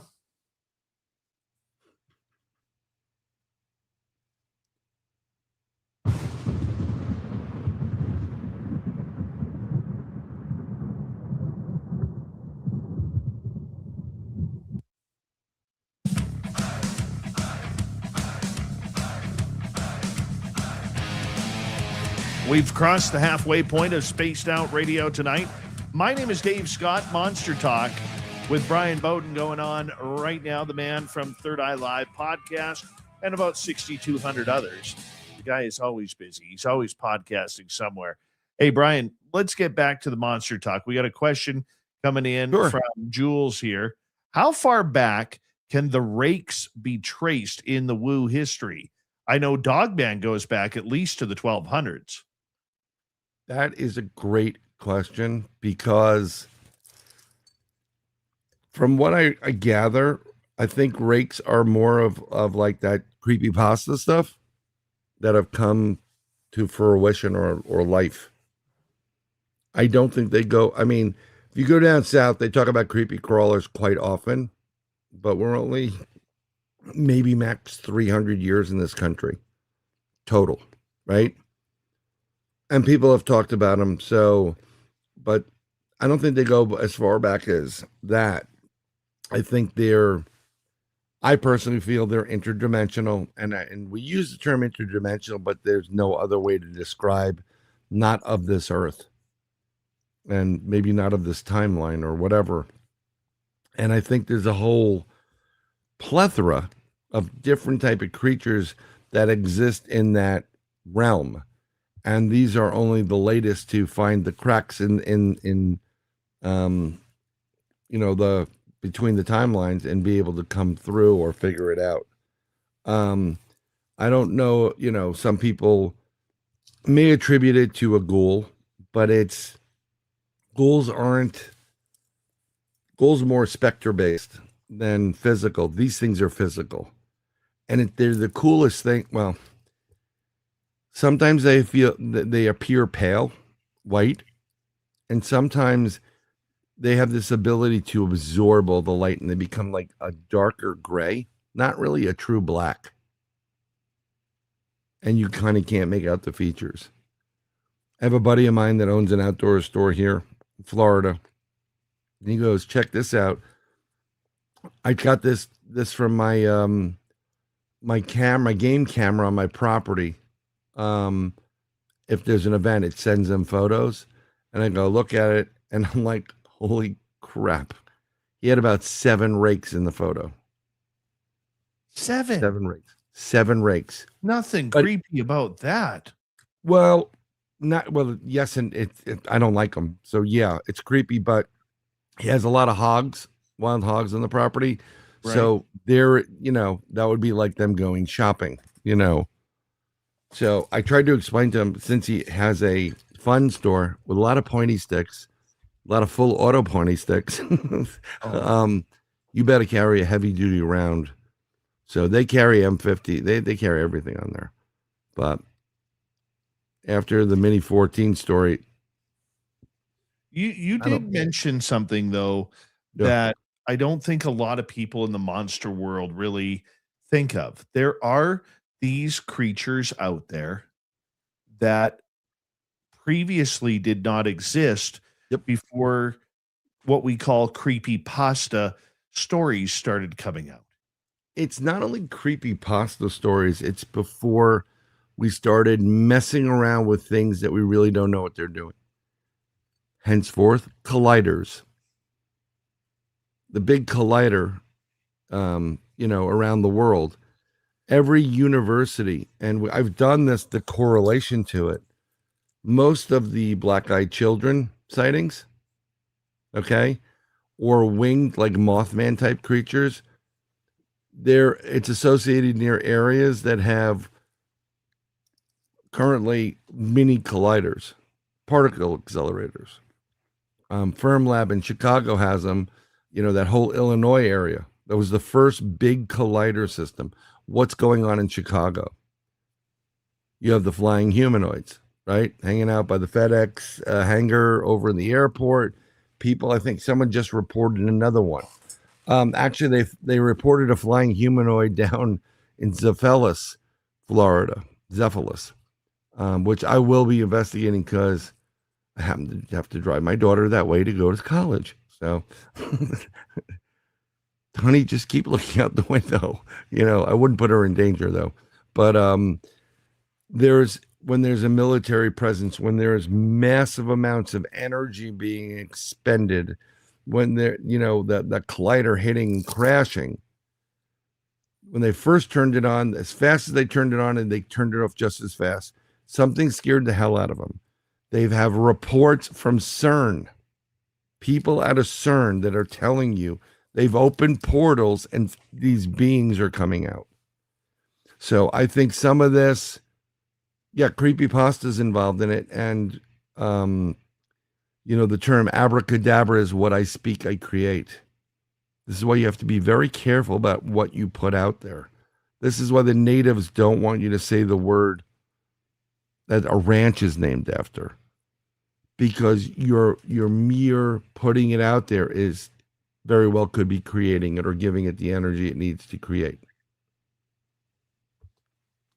So when we look at creatures like Bloody Mary, Siren Head, Slender Man, creatures like that, they come from a term called the tulpa. Yep, it is a tulpa. And I mean, do you remember Rosemary Ellen Guiley? Yes. Okay. She's one of the better researchers, in my opinion, in this entire field. And she was doing stuff with the jinn. The jinn don't like us. They don't want you to mention their names. So, but one of the things she's always put forward is through her research, and she dealt with John Zaffis, and she's dealt with demonic stuff. What you think of, the minute it becomes a thought, you're giving energy to something. And technically you can create, we don't use our full potential as human beings. What if we can create with our thoughts and our minds? What if we can manipulate plasma and energy and fields? Have you ever done that with your hands? Yes. And you just rub them and you can feel it feels like there's something there. We're built to do things that would be called science fiction. Some of us are doing it. Some of us can remote view. There are people that can heal. I didn't believe things have to be proven, but I've had people who said they did Reiki on me. And I'm telling you, they said, I'm going to do Reiki on you. And I said, yeah, okay. And I hang up the phone and I start feeling heat and energy in an area with my back. And I call them up. I'm like, are you actually doing this right now? And they will tell me, yeah, I am. So there's something about it. So you got to be very careful what you think and what you wish. The more negative you are, the more negative will come to you. The more positive you are, the more positive will come to you. This is with everything. You ever come across somebody who is just, it's like they stepped in, dog poop. They always are winning a lottery, or they buy a scratch off, or everything always goes their way. Okay. There's a certain feeling that's associated with that. If you kept winning and you hit this game and you hit the lottery and you feel like a millionaire or whatever, you're going to get a certain energy field around you, that positiveness. And the more you get this, the bigger it is, the more powerful it is. If you can try to project what the feeling would be like for you, if you won the lottery, how life would be so much better. You can breathe. I don't have to go to that job. I can, really focus on doing what I want to do. If you can think it now, there, in theory and in practice, you can make that come to fruition. Okay. It's funny you bring up the lottery. Yeah. Was it earlier this week or last week? I was driving back from town and the lottery up here was like $75 million, which the large lottery for Canada. We don't get into the billions like you guys do at the Powerball. Yeah, whatever. It's worth it. That's just crazy. But the weird part about it was, dude, I had on this drive home about a 10-minute premonition of that lottery's mine. It's completely mine. And this is who I'm going to take care of. This is, I'm going to take care of my daughters. I'm going to take care of my dad, my sisters, some other loved ones. Okay. Right. And, then I got to get out of town, but first got to get new cell phones. Like all of a sudden I had this thing that was rotating through my head, right? Where are we going with the family? Because I got to meet the family. Well, guess what? We can afford a private jet now. So let's just, it felt so surreal. So I'm like, okay, better stop at the gas station, pick up that lottery ticket. This must be a sign. Not a single number. None. So again, I hear what you're saying. You could be keying in on something at a future event. Here's where it gets really like sucko. You could be keying in on something that's taking place in a different timeline and a different Dave Scott. Right? And you're getting that energy. Could be. I mean, I had this conversation today that with a buddy of mine who would be great for the show, but I said, I've always felt like I was destined for more and I kind of wealthy. I didn't have to worry about money. And here I am, worried about money, not that wealthy. You know what I'm saying? So I don't know if you're picking up on a past life or a parallel life or a future that is yet to be. But me personally, I would buy the lottery ticket. And you don't need, I don't know, what do they charge for a ticket in Canada? $1, $2? Yeah. Okay. I mean, some of these lotteries here now are $5, big deal. But it's just everybody a lot of people that have won it have stated that they projected that win out into the universe. They knew they were going to win and they kept saying they were going to win and they keep doing that positive, I don't know, manifestation as they call it. Did I ever tell you my other lottery story? No. Oh, man. So before I started this show in 2013, we were at a friend's house where I had my Bigfoot encounters and my UFO landing encounter. And we were playing on a spirit board. And this one night, the spirit board spells out, has a message for me. Right. And it says, it spells out in 9 weeks, you will win the lottery. Right. I'm like, okay, because I don't really play the lottery tickets. Right. So in 9 weeks, you're going to win the lottery. I said, how much? $43 million. 43 million, huh? Which was an odd number because our lotteries here go up by 2, 5, and 10. So to get an odd number like the 43 million, it's a little bit hard to get there on 2, 5s, and 10s. So lo and behold, 9 weeks later, the lottery is $43 million. Okay. I go buy my ticket. I go to work, forget about the ticket, go meet our friends at their house. Get back on the spirit board that night. Totally forgotten that I got the ticket. And within a minute of that board warming up, message for Dave. Spells out congratulations. And then all of a sudden it clued in. Oh, I got the lottery ticket. I got to check my numbers.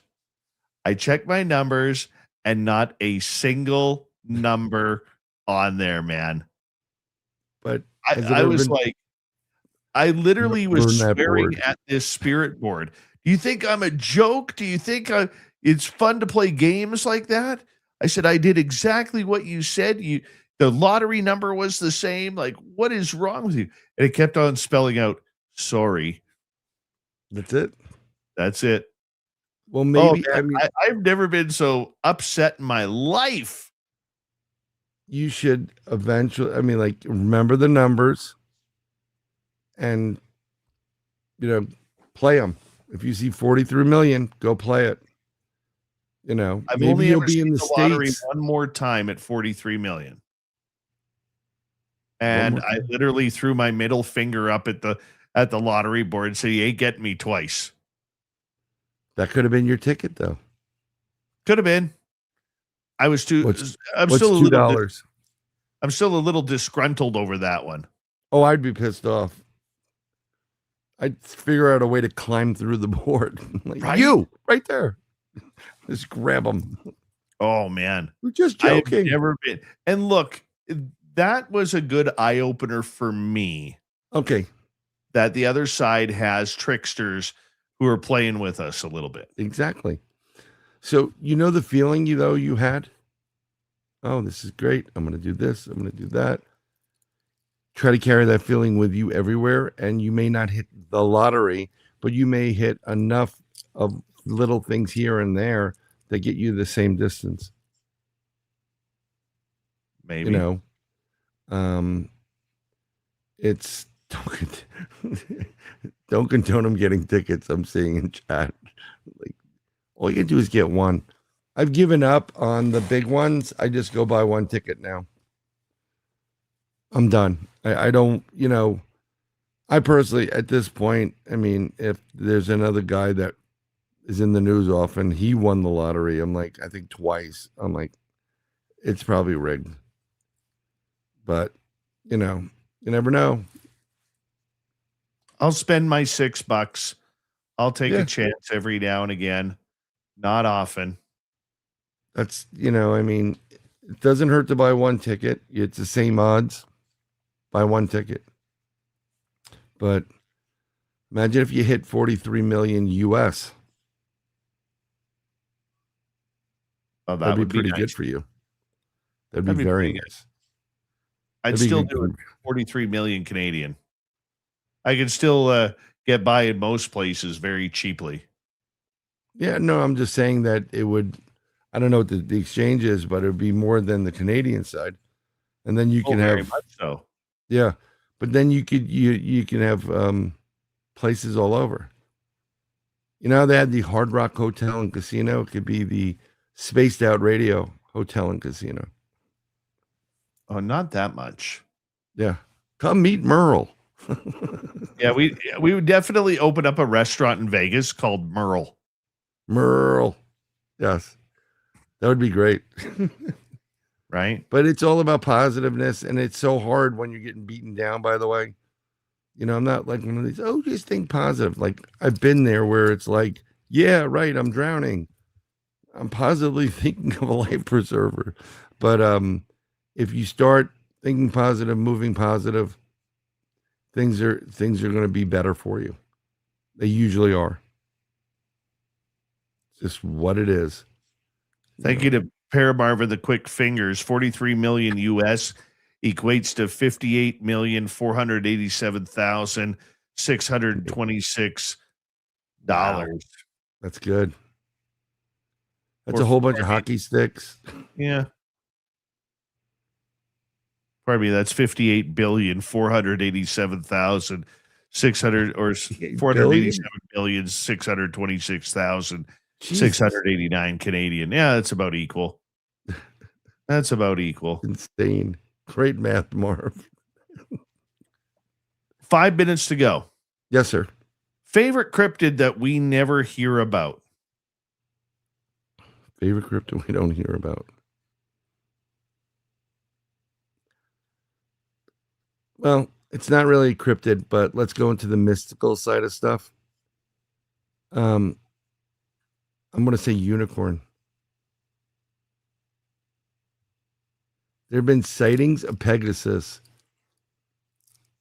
And in this day and age with all the AI stuff, we don't know what the hell it is, but there are people that swear up and down that they're Pegasus. There's got to be unicorns. There has to be a unicorn. That would be pretty interesting. You know, it's funny. Mrs. SOR thinks they're out there too. I think anytime you get into those old sea shanty maps and stuff, you get the sirens, you get the dragons, you get, the Pegasi, and there's always unicorns. And there's other things too, but that would be pretty cool to see, that would be Platypus Man. Platypus Man would be interesting. Well, going back, I mean, unicorns and Pegasus go back to ancient Greece. Yeah.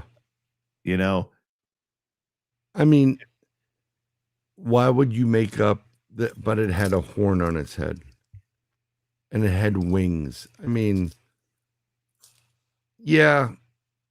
It could be two guys sitting there, drinking at the Coliseum or the Forum. Like, would it be cool if that horse had wings, or whatever. But I think these things have existed at one point. I think they existed. I think there's a lot of stuff that existed. And I think there's other species of humans that have gone to a certain point, destroyed themselves, mud flood, and it goes back up. Another, we're getting close, a little bit further. They destroyed themselves. So I think some of these beings do exist or did exist. And I would love to see something like that. I'd love to see a minotaur. A minotaur? That would be pretty interesting. That would be crazy. Like if you're going back to Greek mythology, the minotaur, or what are those half deer, half human things? Oh, is that like Starbuck from Half Deer, Half Human? I forgot the name of those. Now I have to look them up. A servitor. A unicorn is on the Scottish flag, Joe.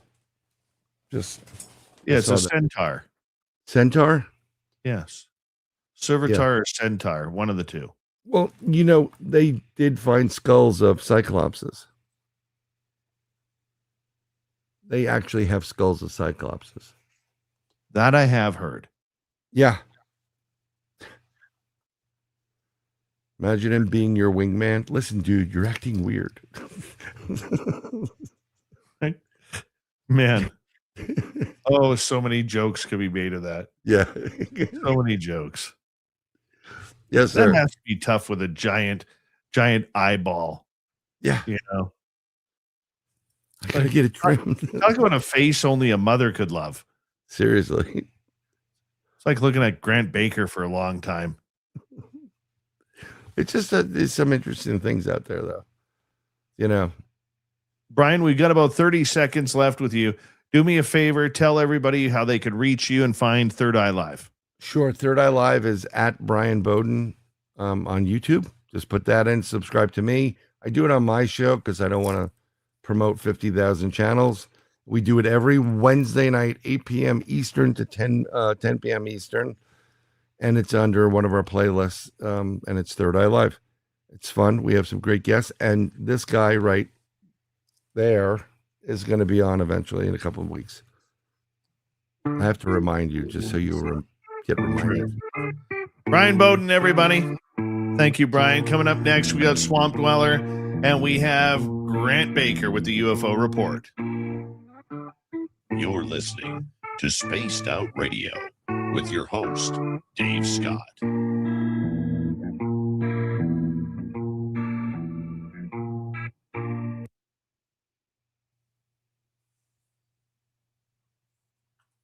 Great job tonight, buddy. You got it, brother. Thank you for Thank you, everybody. getting me out here. Yeah. I'm tired. Go get some sleep. I'm going to try right now.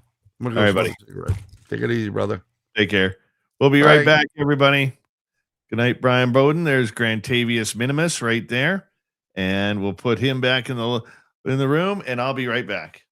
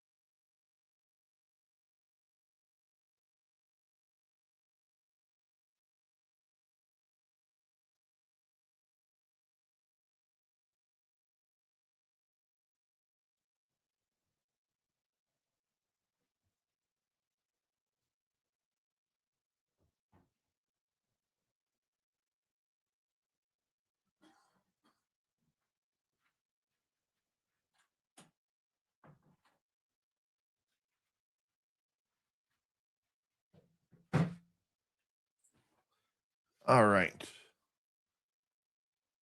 bring in Grant. There he is. Dude, I was just writing you a message too. So I'm sitting up for this one. Hi, everybody. That last text message you just sent me. Oh, dude, I probably have well over 30 of them, but I can think of Well, 5 real just wait. quick. We'll just wait on that. So let's go. Dude, I just got to say, though, a sexy Minotaur, come on.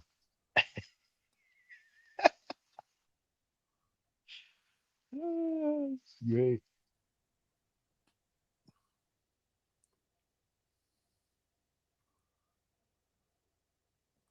Oh, no.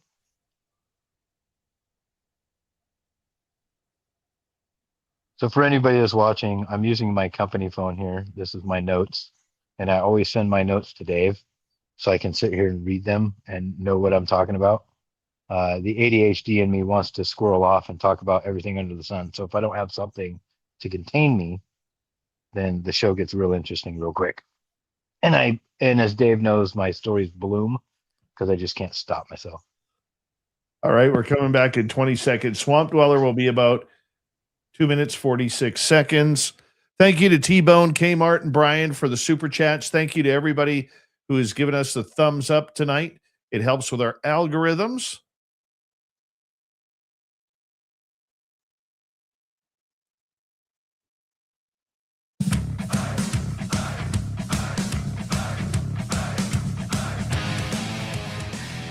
Here we go with the third and final hour of Spaced Out Radio. My name is Dave Scott. We appreciate you tuning us on in wherever you are on this beautiful planet we call Earth. Hello to everyone listening in on our terrestrial affiliates around North America, digitally on every major podcast network. Our website, spacedoutradio.com. We have a plethora of features for you. Rock out to Bumblefoot, read the news wire, check out our swag as well. Follow us on X at Spaced Out Radio, Instagram at Spaced Out Radio Show, and on Patreon in the Space Travelers Club. The Desert Clam has set the password for tonight in the SOR Space Travelers Club. Haradan. Haradan is your password. Use it wisely, Space Travelers, as the Clam sets the password each and every night right here on Spaced Out Radio. Let's head to the swamp. Hello and welcome to Spaced Out Radio's Swamp. I'm Swamp Dweller, and tonight I'm going to take you on a mystic journey of the unknown, sharing tales of monsters, legends, and nightmares. Welcome to the Spaced Out Radio Swamp. My name is Eli, and I'm 22 years old now, and I always loved being outdoors and in the woods. I remember about 9 years ago when I was around 12 or 13, my family and I moved to Minnesota to help my grandparents.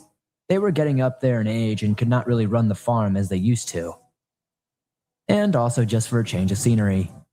A year or so after the move, my 2 brothers and I got into the habit of running around the edge of the woods along the backsides of the property and exploring where we probably should not. With that, after school one day, I and my brothers got our stuff and made a 400 or 500 yard walk to the forest behind the house.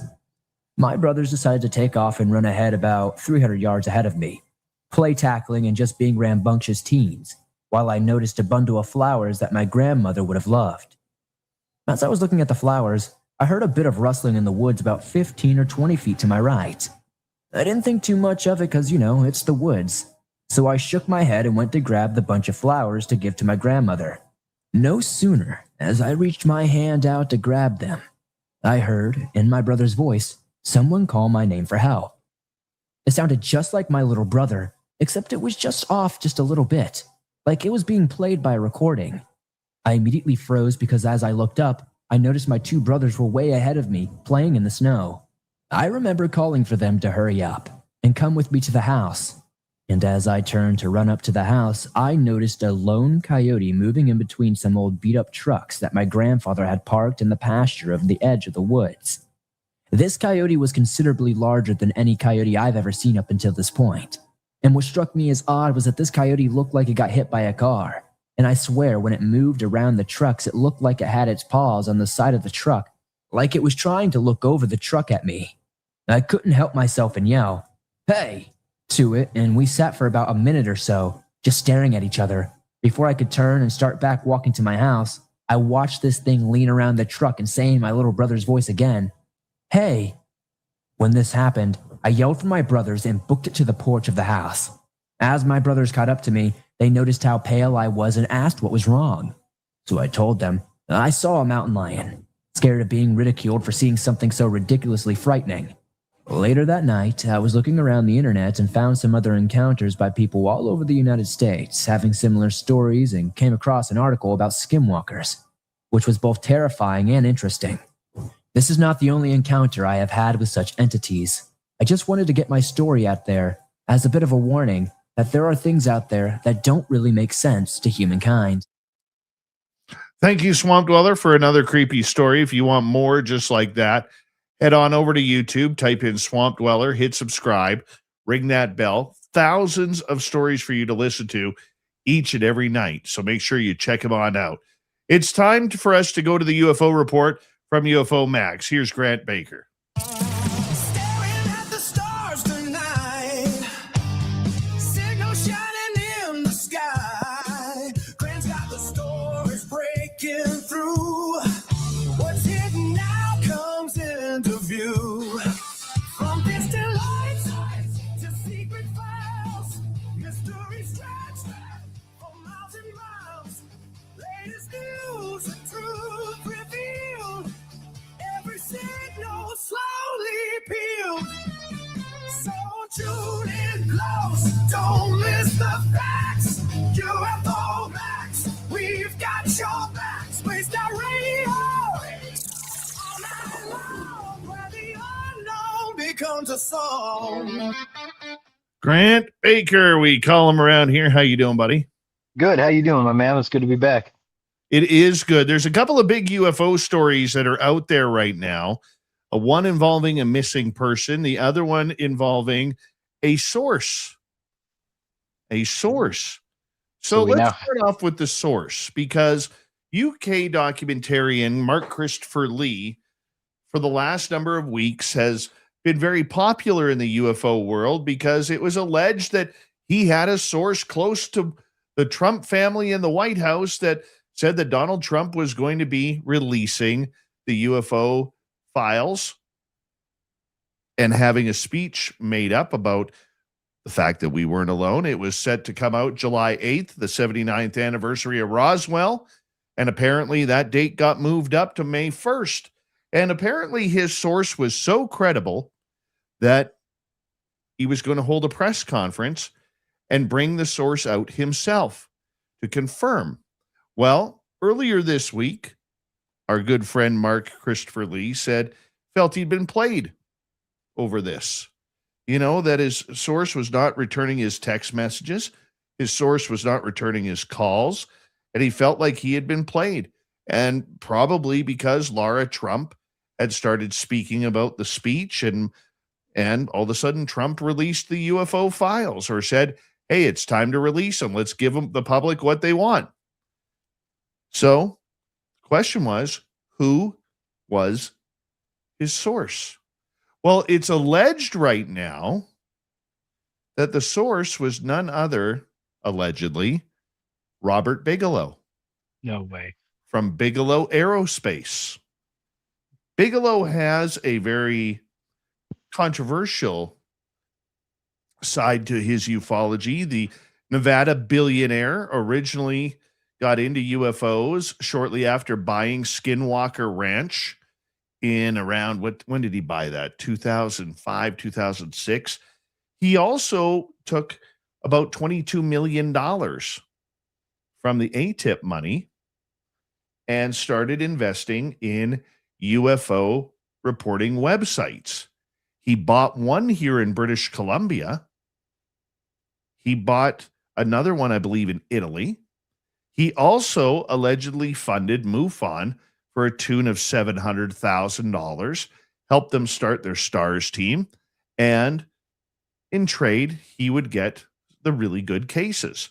The other thing that BASS, his company, Bigelow Advanced Aerospace Space Systems, did was they were able to get their name put in the FAA handbook. So if a pilot, whether they were flying commercial, whether they were flying privately, whether they were just weekend pilots flying their Cessnas around, if you saw a UFO, you were to call BASS, Bigelow Advanced Aerospace Space Systems, and fill out your report. The phone number and the company was actually in the FAA logbooks.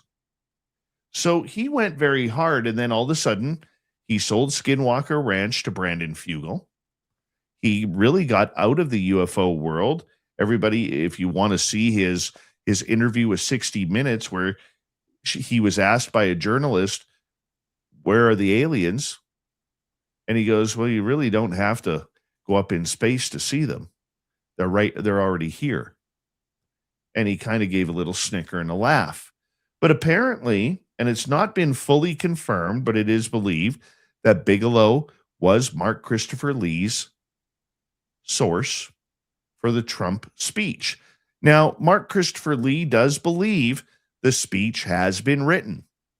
He also is holding out hope that May 1st or July 8th, President Trump will make the announcement.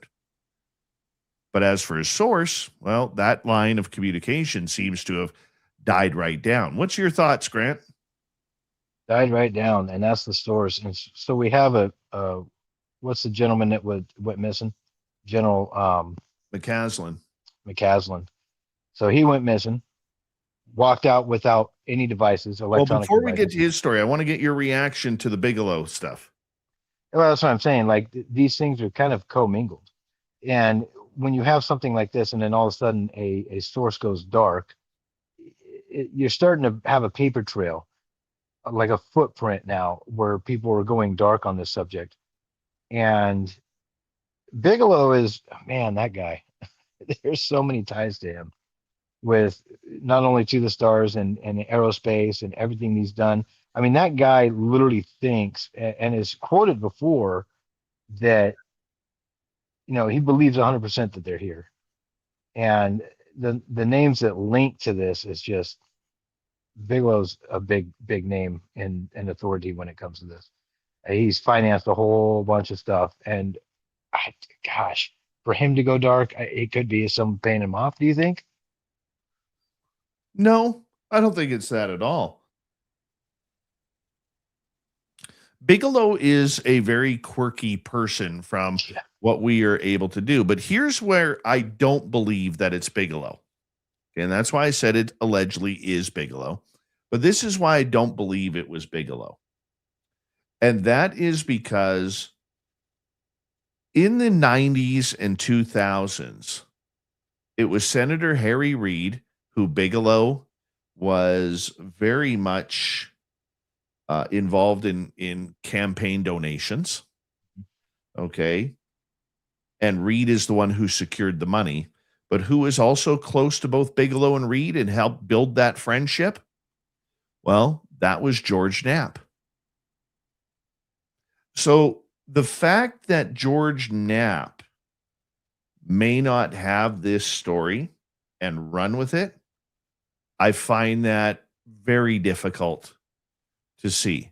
If there was some truth with this, I believe that George Knapp would have broken the story or clarified the story. Maybe. So Knapp has been known to withhold information that he's even said it himself. He's had information.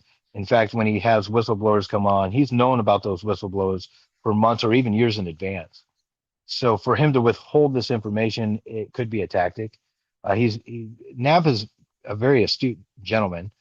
I know he's on a show of his own with Jeremy Corbell, for anybody that's watching.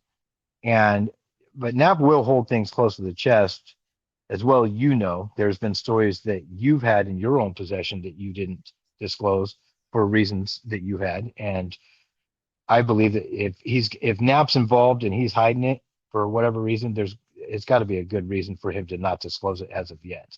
But you're correct. Knapp is also the guy on the bleeding edge of it, where if he finds something, he's going to disclose it to everybody. I would agree with you, but you're right. As a journalist, he has held off on stories because there is a little bit of a game being played by the political people who are wanting to control the narrative of this story. And George has done that before. Okay. Reporting for KLAS TV in Las Vegas. So I just, on a story this big, I think I'm going to rephrase that.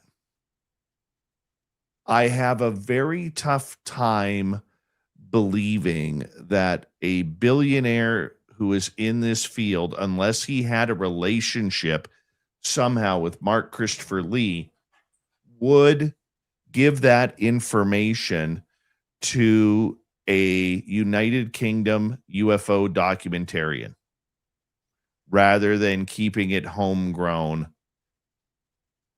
for somebody like Knapp to break. I could see that.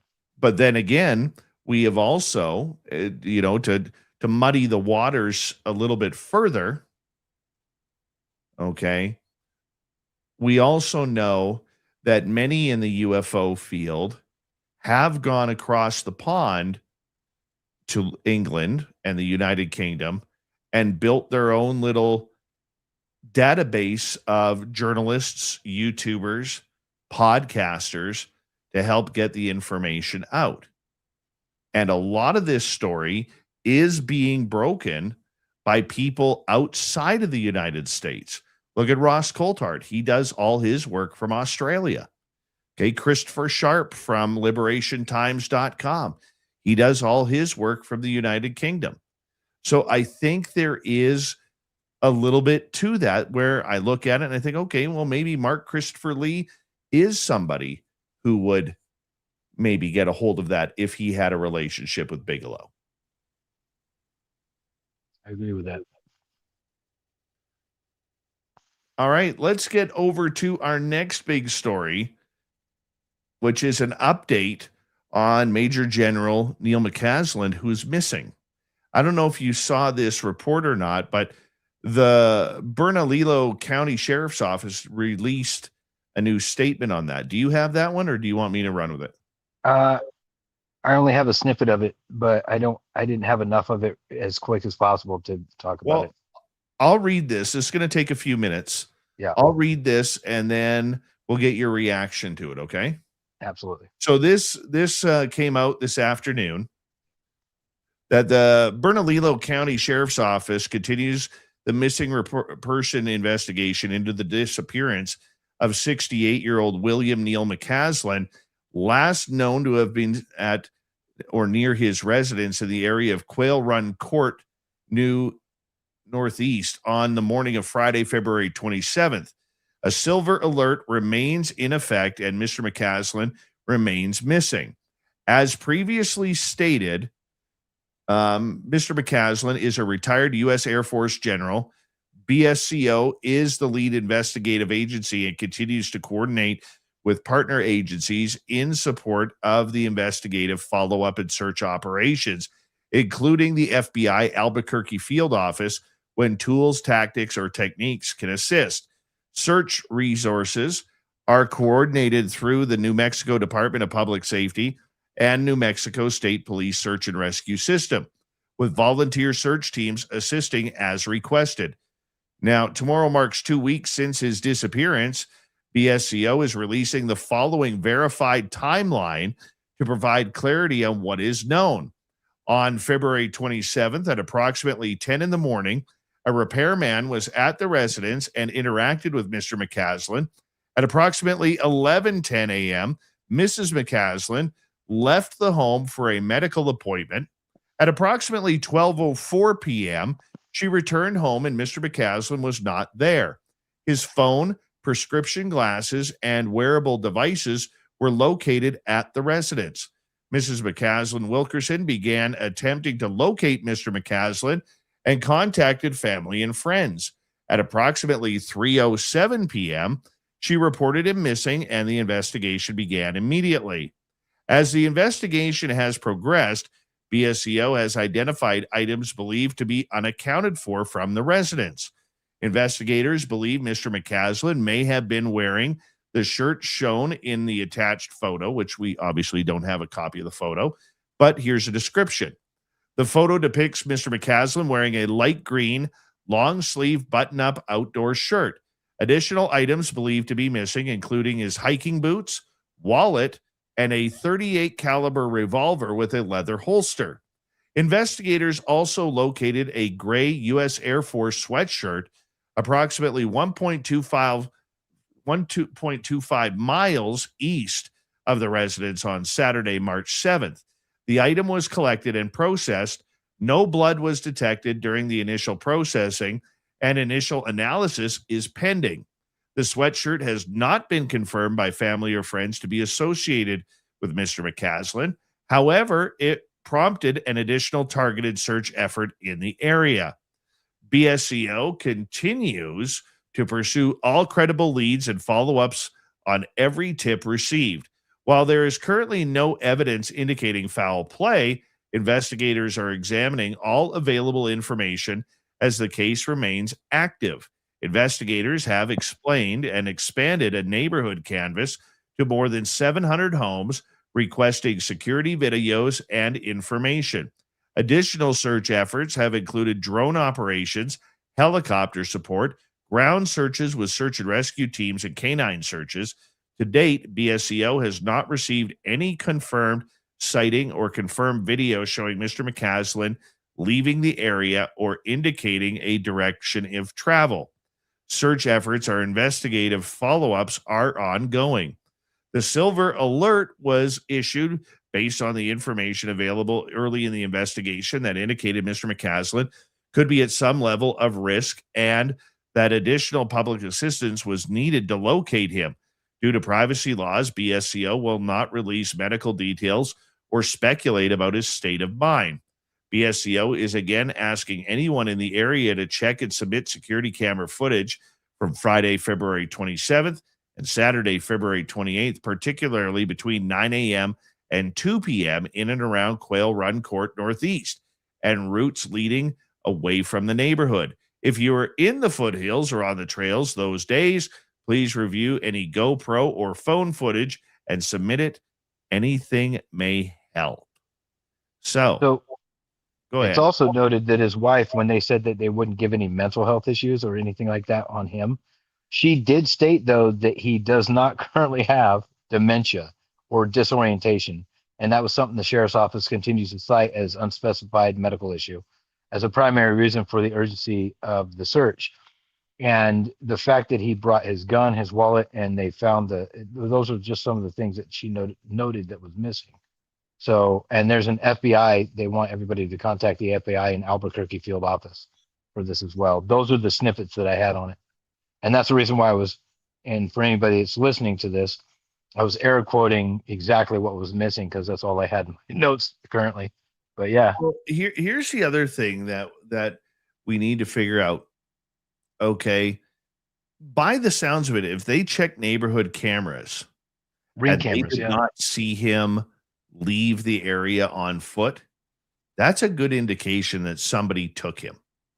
I was just saying a van pulled up, gone. But I mean, even the ring cameras would see that. Well, and that's what they have to look for.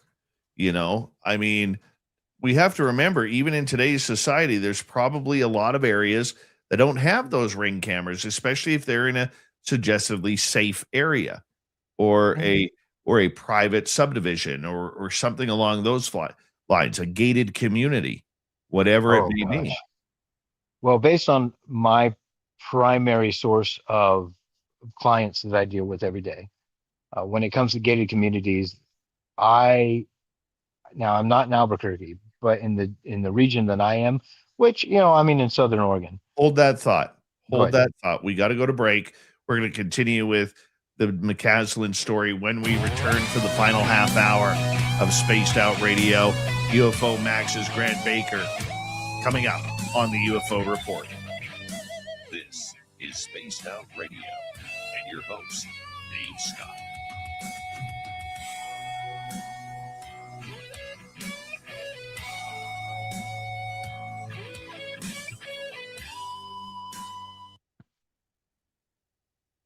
Oh, so the one that gets me, and I don't know if I should mention it. It was the Ring cameras. So they did a canvas over 700 Hold that homeowners. thought, because our radio audience is going to want to hear that, dude. Yeah, these are just my 3 quick points besides the missing object. So I have that. You already mentioned all of them. The only one that gets me, and I want to focus on the canine when we get back, and the horseback. Did you know about the horseback? Yeah. Okay. Yeah, we'll focus on that here in a second, because I had something to say about that. And by the way, your beard looks freaking amazing, dude. Thank you. God, sexy. I appreciate that. Can't wait to.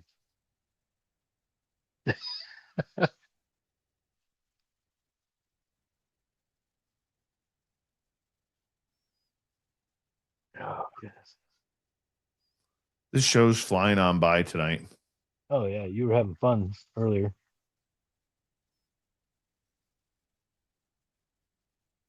What sucks is I got to go to bed and wake up in the morning.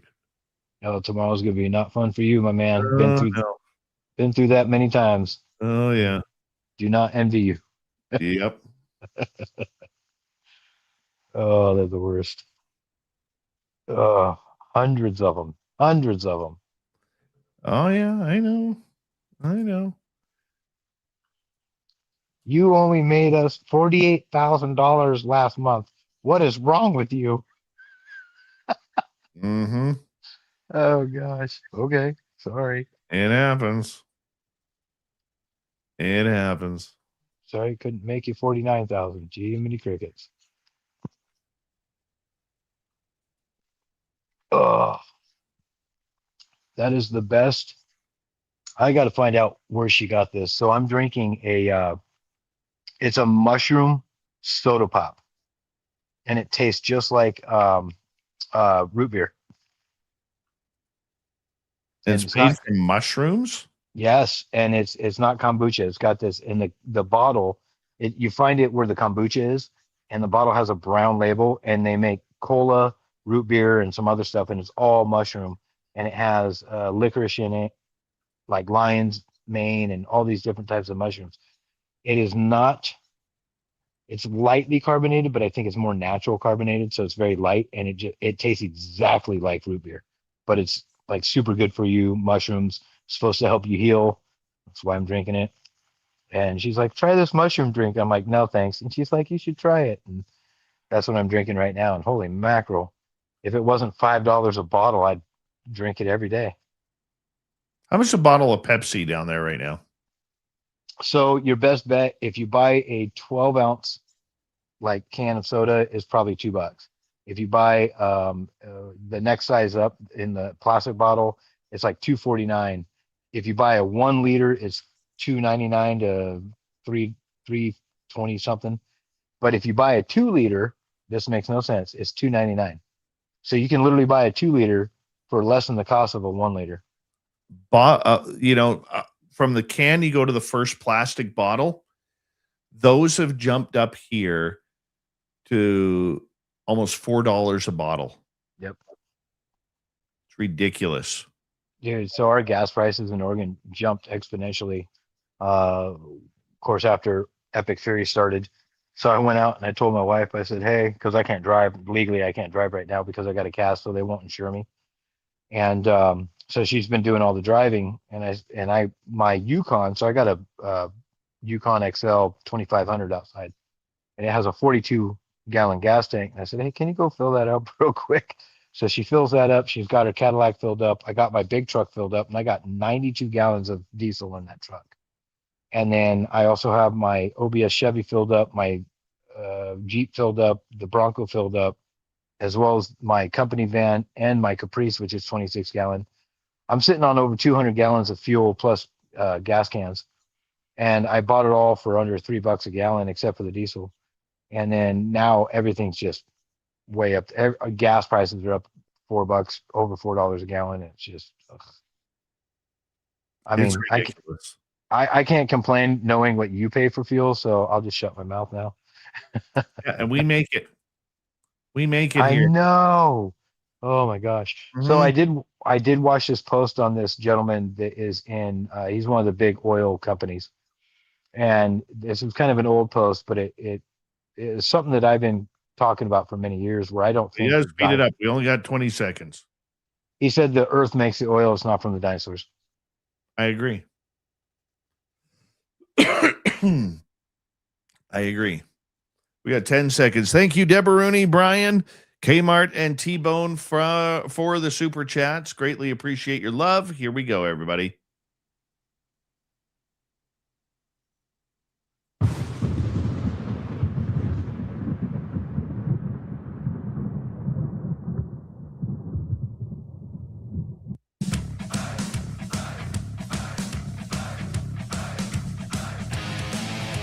Final half hour, Spaced Out Radio tonight. My name is Dave Scott. We're going to bring in Grant Baker from UFO Max of the UFO Report. Thank you, Grant, for being here. We're talking about Major General Neil McCaslin, who has been missing now for almost 2 weeks, and there's no sign or trace of him. The police are asking in the town in New Mexico where he lived to please submit any ring cameras, any GoPro footage, anything that could be suitable to trying to find him.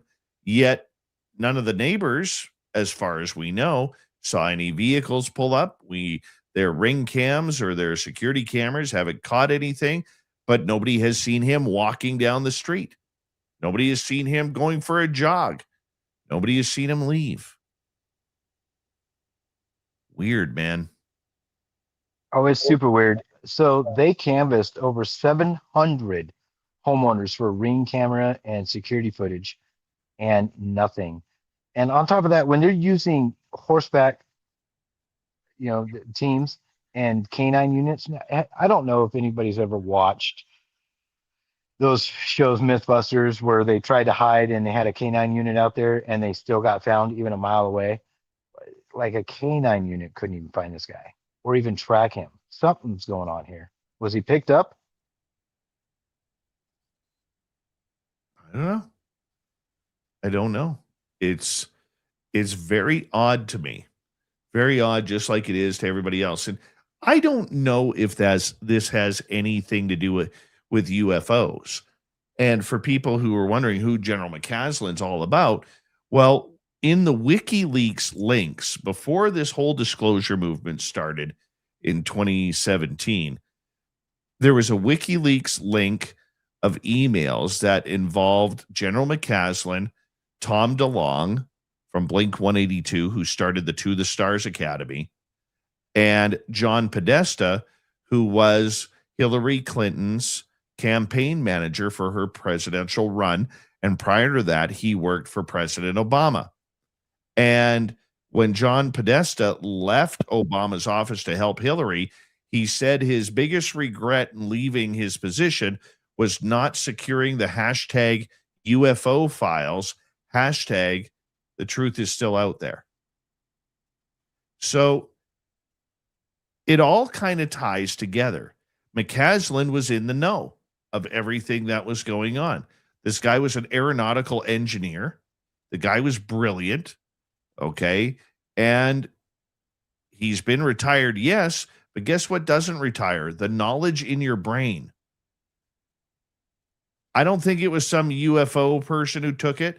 I don't know. But with what's going on in the world right now and the amount of technology he knew about, could it be that possibility? That seems more likely. Your thoughts, Grant? Oh, it's very likely. This is one of those subjects that's been going on for over 80 years now.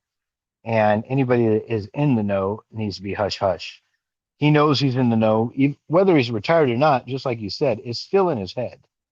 And he has the information that whoever the powers that be that want to keep these top secret or not in the public eye are going to do whatever it takes, as we've seen before. Not going to go into detail there, but you're either going to, if you're in the know and you see what's going on in today's world where you have, disclosure imminent, it's time to disappear, or did someone make him disappear? Did he leave on his own accord? We have no idea what's going on. But when it comes to UFOs, aliens, and the big D, capital disclosure, that that is such a huge, it is the direction that most people would go in when it comes to this, because if he's retired, this is a point where knowledge is your enemy. If you have the knowledge, you're an enemy to the people that want to keep this quiet. And a lot of us, including me, you, and anybody else that's maybe watching or listening to this, who want capital D disclosure, this is something that is pertinent to the next step forward. Correct. So in this particular sense, is he doing this on his own accord and saying, okay, I'm scared, I want to get out of here, ghost myself, I'm going to take off, and found a novel way to disappear where nothing can find him? Or are we just watching the media doing what they do best, which is parroting what people tell them to say, which we all know that primetime media will do that, and something happened to them and they're being told a different narrative.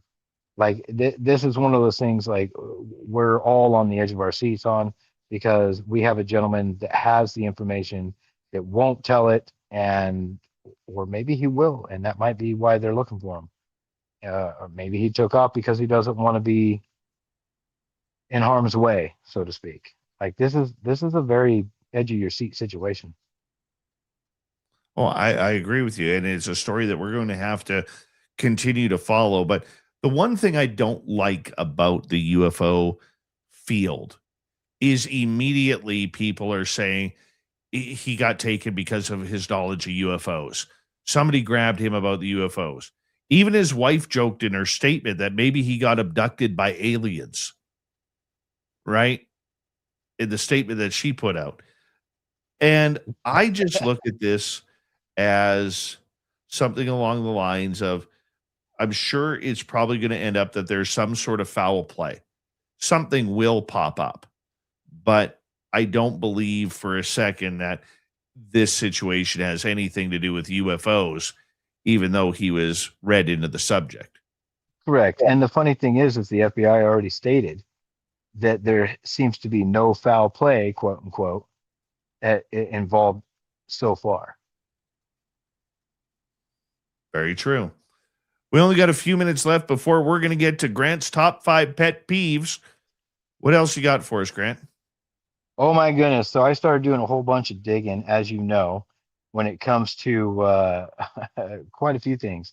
There are a few sightings that have happened recently. One of them was Aptos. I hope I'm saying that right. Aptos, California. And they saw a black triangle profile. A driver on Highway 1 reported a rectangular triangular object with 3 bright orange yellow lights. So everybody knows the triangular black, objects in the sky. It was reportedly rose from a field and shadowed the car for 2 miles before disappearing. Now, the only reason why I picked up on this, because that happened to me. You guys can watch that in the previous shows where personally I was followed by an object. And there was many people in the car that seen this with me. So the details is they just said lights in the sky. The witness described a physical mass that maintained a specific distance from the vehicle, suggesting intelligent control rather than a drone or satellite. Now, I have a problem with the drone portion because drones are usually under intelligent control. Satellites can be under intelligent control too, but they're not that close to the ground. And while the Aptos sightings alone, there was also one in Salt Lake City, and there was a swarm of lights. This was 24 hours ago. There were multiple witnesses reported 10 glowing orbs in the western sky that remained visible for approximately 10 minutes. And the pattern was unlike a Starlink train, which everybody's seen, or most everybody's seen. These orbs, quote unquote, were described as circles that hovered in a cluster. So the sightings occurred near sensitive airspace, adding to the Dronapalooza narrative that George Knapp has been analyzing this week, and where swarms of unidentified objects are increasingly being seen near critical places or infrastructures, is what they said. So we have 2 major sightings in different places, California, Utah, and then of course it goes on to where I've been studying what Colt Hart has been talking about, especially when he was talking about that we're on that interview with Chris Ramsey. He's very hush hush when it comes to the buildings around UFOs, the big ones that they had to build buildings around. I'm still digging into this, folks. I'm still trying to figure out which ones I think might be the prime suspects from South Korea or near Korea all the way to Australia. I found many of them. I'm sharing them with Dave. I'm trying to build a profile on it so I can figure out what buildings would be big enough and zero in on these, and we'll give you a report shortly on those as well. So let's talk about your 5 pet peeves, bud. Well, I've got a few pet peeves here, and I figured we'd have a little bit of fun. I did. So I wish I should have made some music for this. Right? I should have. Here's my first one. I have a son who's 12. He hasn't learned control yet. And I'm so tired of cleaning up the toilet seat. Oh. You know what I'm saying? There's nothing more. I'm a little bit of a germaphobe. Okay.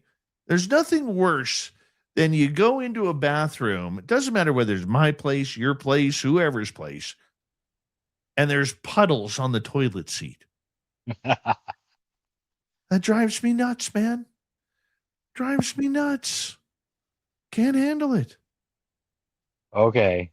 I have a 7.5-year-old that does the same thing. I understand. And I'm sure anybody that has kids do. And they think it miraculously disappears every other day. So let's keep doing it. Oh, it's horrible. Absolutely horrible. I do have another one in this field, though.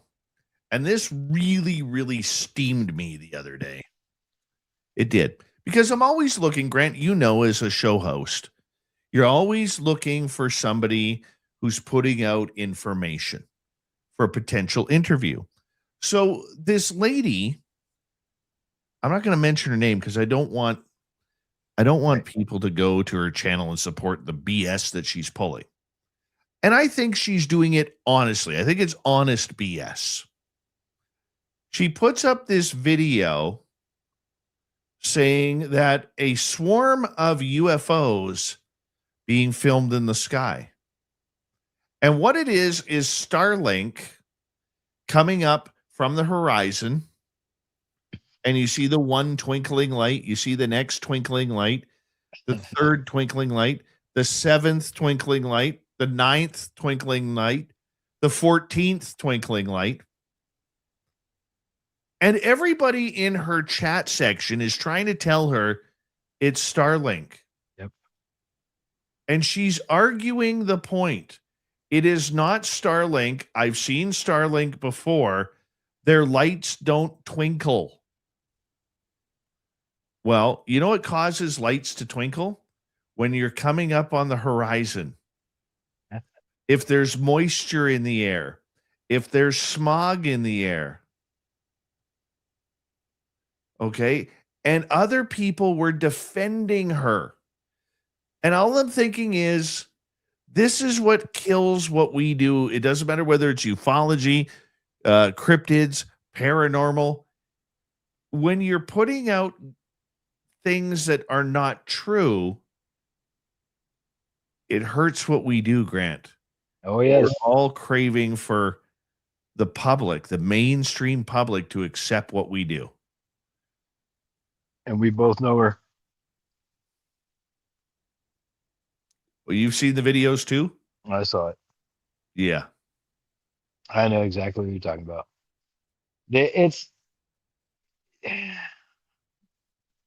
I've seen things like that where pictures were put up of somebody taking a picture of a party, and there was these huge circular objects in the sky. And this is a few years ago when this happened. Same person. And I was like, those aren't objects. That's a person inside of a kitchen looking out a double pane window, and the lights, those bucket canister lights, were on behind the person that took the picture. And you could see the reflection of the lights in the window, but you can't see anything behind her or whoever took the picture.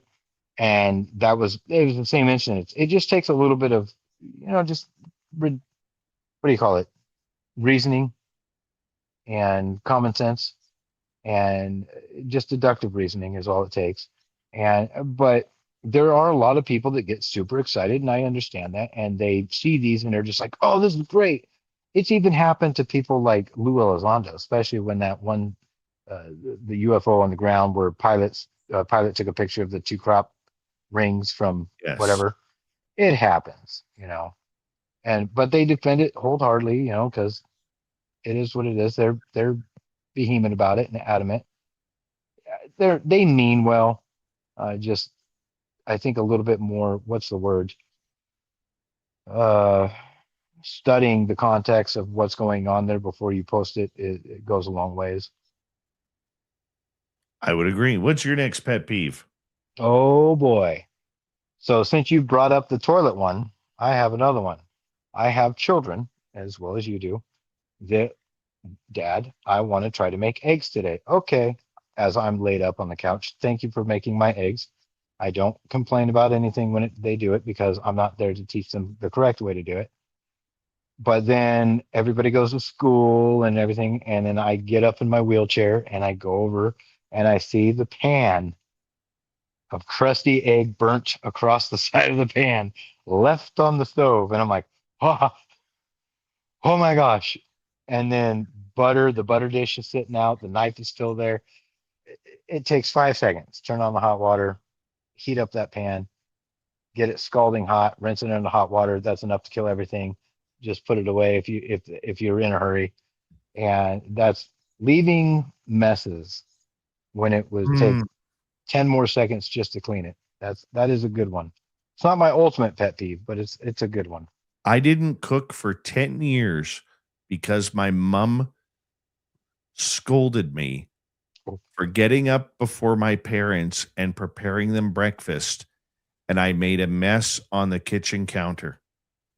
Oh, thank goodness I didn't get on them for it. So I didn't scar them for life. Yeah. I didn't cook for 10 years. That is a core memory for you, my man. Yeah. Like, I do not want to do that to my There children. was no thank you for breakfast. Thank you for waking up early. And nothing like that. It was, look at the mess you made in the kitchen. Why haven't you cleaned this up? Well, I was going to clean it up after. David. So a few days ago, Monday, my 7-year-old said, Dad, do you want a bagel? And I said, sure. So, and he just learned how to use the toaster. So he splits it, puts it in the toaster, and he says, what would you like on it? And I said, butter. Now he likes his bagels with cream cheese. And as we all know, you got to cake that stuff on there. So this kid, 5 minutes before he has to leave to go to school, so mom's taking him out the door. Usually that's my job. Thank you, Mom. She's a good woman. And this child of mine, and I thanked him so much profusely for it, brings me a bagel with 3/4 of a stick of butter between the two halves, piled up on each piece. Thank you, bud. Good man. And I sat there and I waited until he left before I even took a bite, and I scraped all the butter off because now I got a butter bagel, and saved half a stick of butter. And I understand completely. They're cute when they're that age, though. Oh, you know yeah. what I mean? They do fun things. Pet peeve of Dave's is we got about 3 minutes to go here. Let's go. Outside of people who ate breakfast foods for dinner, because that one really picks my hide. Okay. I hate the term fur babies. Oh no, I don't. They're pets. Can't stand it. 4-legged fur baby. Your dog is not a fur baby. It is a pet. It has always been a pet. Okay. I realize you may love your dog. I got a great dog. I've had great dogs in the past. Or your cat, or your gerbil, or your boa constrictor, or whatever. They're not human. They're pets. Drives me nuts, man. Drives me nuts. I got a good one for you. This is, you know how many cars I own. And a lot of them are show cars.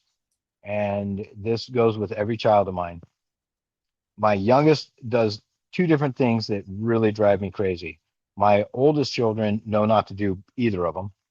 The first one, touching the paint of my car when it's dusty. Do not do it. Do not write "I love you, Dad" on it. I tell them just, hey, try not to do that, bud, even though it's super sweet when they do it. It's like I have a really expensive paint job on this classic car of mine. Please don't write in it. The second one is when my son, and all of my children have done this in the past, and I've told all of them, so my oldest and my 7-year-old now know it. Don't touch the inside of the back glass of the windows because I have to clean that. Well, just recently, it got cold enough before I broke my leg. My son was in the car, or my sled, my OBS slammed out, whatever. Anyways, and he's like, "Hey, Dad, why is there all those marks on the back glass of your window?" And I look in the rearview mirror and I see handprints, like a big montage of handprints and no. on the back glass of my truck because it's moist in there. It got cold. And I said, "That's you touching the glass, bud. So now, when we get after school, when you get out of school and we come home, can you get the Windex and clean off my back window?" And he's like, "Well, that's a lot of work." And I'm like, "Yeah, that's the reason why I tell you not to do it." He's like, "Okay." Well, when I got home, I did it. So when he gets home, he literally came to me or came to my wife and said, "Where's the glass cleaning stuff?" And she gave him Windex and a paper towel. And he came to me, as sweet as he is, and says, "I'm ready, Dad." And I said, "I already did it for you, bud." And he's like, You're a "Oh, good dad, man. You yeah." are a good dad. As we wrap this up, my final pet peeve of the night: authentication codes. Oh, Those are the spawn of hell right there. Authentication codes. Let's make $1 billion on selling fear that you're going to get hacked. And now we have an authentication code for everything. Drives me nuts. Grant Baker, thank you for a great UFO report. As we say hello, Mr. Ron Bumblefoot Thal. Rocking in the background with Little Brother is watching. Bumblefoot is the official music of Spaced Out Radio, rocking us in and out of every single show. Get your horns up for the guitar god himself. Special thanks to everybody listening in at work, at home, in your cars, wherever you may be. Thank you to everyone in our chat rooms tonight. YouTube, Twitch, LGAP, Facebook, Spreaker, LinkedIn, the Space Travelers Club, and on X at hashtag Spaced Out Radio.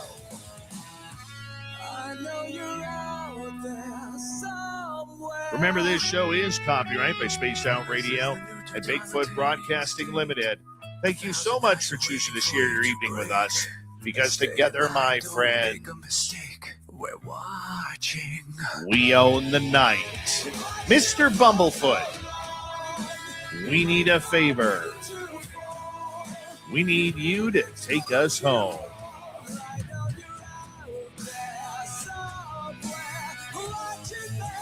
Yes, the Woo train has docked for the night, but soon, my friends, we shall ride again. Your seats are always available. Your tickets never expire. And if you want to bring a friend, we got room for them too. Good night, everybody.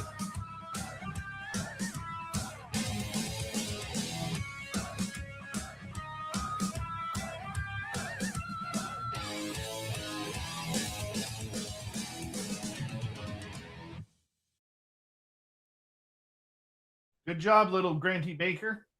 Thank you, my man. I actually set up for this one. And the toes aren't turning purple. We're good. Piss me off, man.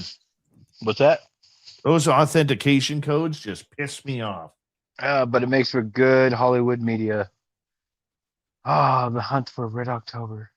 Get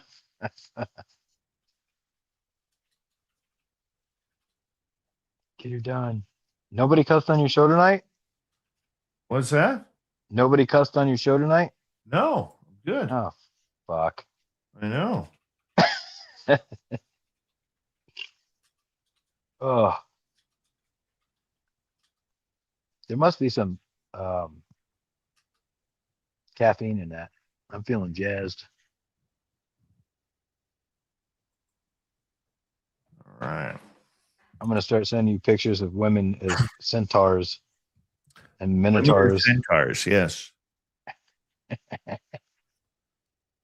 Oh man. You know what I do every now and then, and I know for people that are listening or actually now watching, is you used to do the animals in like the oasis, watching them. Do you remember doing that way back when? Yeah, it's dark there right now though. Well, we used to watch those, and every now and then I start trying to find those videos. It's hard to find those now.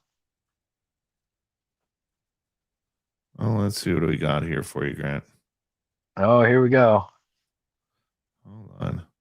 Oh, we got a warthog. We got a couple warthogs. Oh, what? Where do you find these, dude? Hold Just on. type in Namibia live. Oh, that's what you're typing in? Yeah. Hold up, dude. That's all you do. Type in Namibia live. Hold on. That doesn't look like it's playing. There we go. Now it's playing. It is live. So we I'm got a watching the same jackal. We got a, is that a jackal there? And a warthog.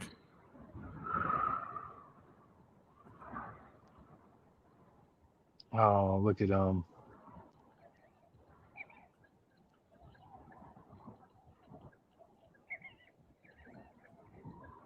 jackal and a warthog, and nothing else around it.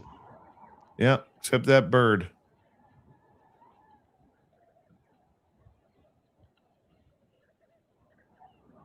How do you get full screen? Because mine's showing people timestamping stuff. I took the chat room out. And well, I'm on my phone right now, or my company phone doing it, and all I see is the same thing. I didn't know you could. That's how you're doing it. Okay. I'm like sitting there searching the webs, like, how the hell? Magic. Magic. Well, I mean, like every time I search anything, though, I get stuff pop-ups. So here's UFO researcher reveals new alien theory. Grant Cameron was on Debriefed 12 hours ago. I'm watching that. 2 hours and 44 minutes. Yeah, Holy he did. mackerel. He did the big circle there. He did Chris Ramsey. He did Jesse Michaels, and I think the debrief as well. Good Lord. That guy is talk. Oh man. Like if you want 3 hours, if you don't know, and that warthog didn't even move, dude. Hold on, I'm doing something here. What did I miss? All those birds freaked out and flew away, and then that warthog's just still sitting there like, what? I think he farted. Don't care. He's drinking away. Oh yeah, he don't care. Science Bob and friends. Look at you. Man, you're a handsome devil. God, you look like an actor when you were younger with the everything was black and you had that cool beard.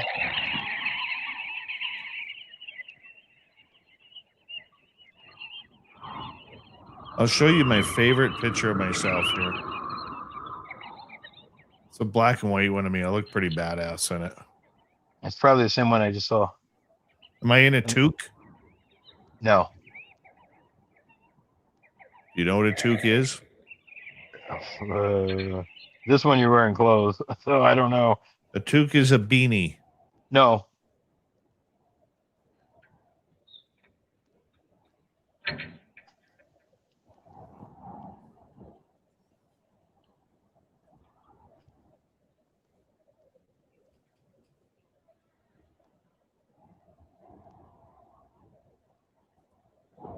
Give me 2 seconds here, buddy. You take your time.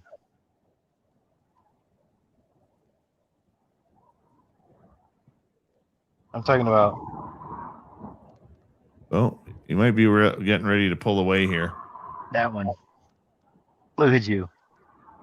Oh, that one. Yeah, that's a Man. 2018 photo of me. You look like an actor. I'm what's that guy?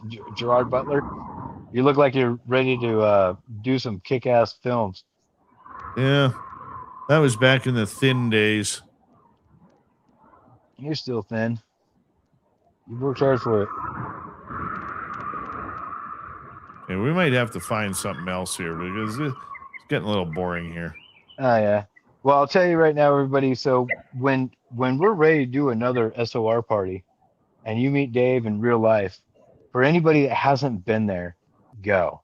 It is the absolute best time you'll ever have. Got a giraffe. Imagine having a giraffe walking up to your house. I couldn't imagine. I've fed giraffes before. Yeah, I did too. There's a person back there. Looks like she's putting down a towel, maybe going for a swim. Excuse me. Staring now at the giraffe, who's peeping, tomming them. Yeah, I'm watching it on my TV as well, so I can see it. What the hell, dude? He's just standing there. That giraffe's name is probably Deboruni. I think it is, actually. But look, it just flicked its tail, so I mean, I think you're right. See the person on the corner there? Yep. Walking there, probably getting in the pool or something, or maybe sitting on the patio couch. I see him moving around where that little triangular awning is. Yeah. Now walking to the left. Oh, there's more. There's multiple people over there. Oh, they're all watching the giraffe, and the giraffe's being a little bit of a peeping Tom right now. Well, yeah. I mean, you know how they swim over there. They're not wearing anything but their birthday suits. Deborah Rooney. Skinny dipping at the house. Yep. Good night, Tim. I'm curious. What's the giraffe going to do here? Be a giraffe, eat things off of branches that nobody else can reach. If you pinch its tails, it takes 20 minutes for it to recognize it because it takes that long for that signal to get up to its brain, which I think is the size of a walnut.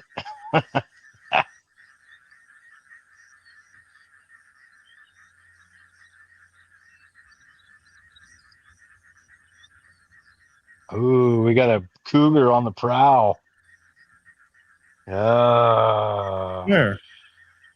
Debbie. Look at Deb from Sac. What's Deboruni saying now? She's a cougar. I'm just a panther looking for a cougar to tame. Deb's there causing trouble. Oh, yeah. Causing trouble again, Deboruni.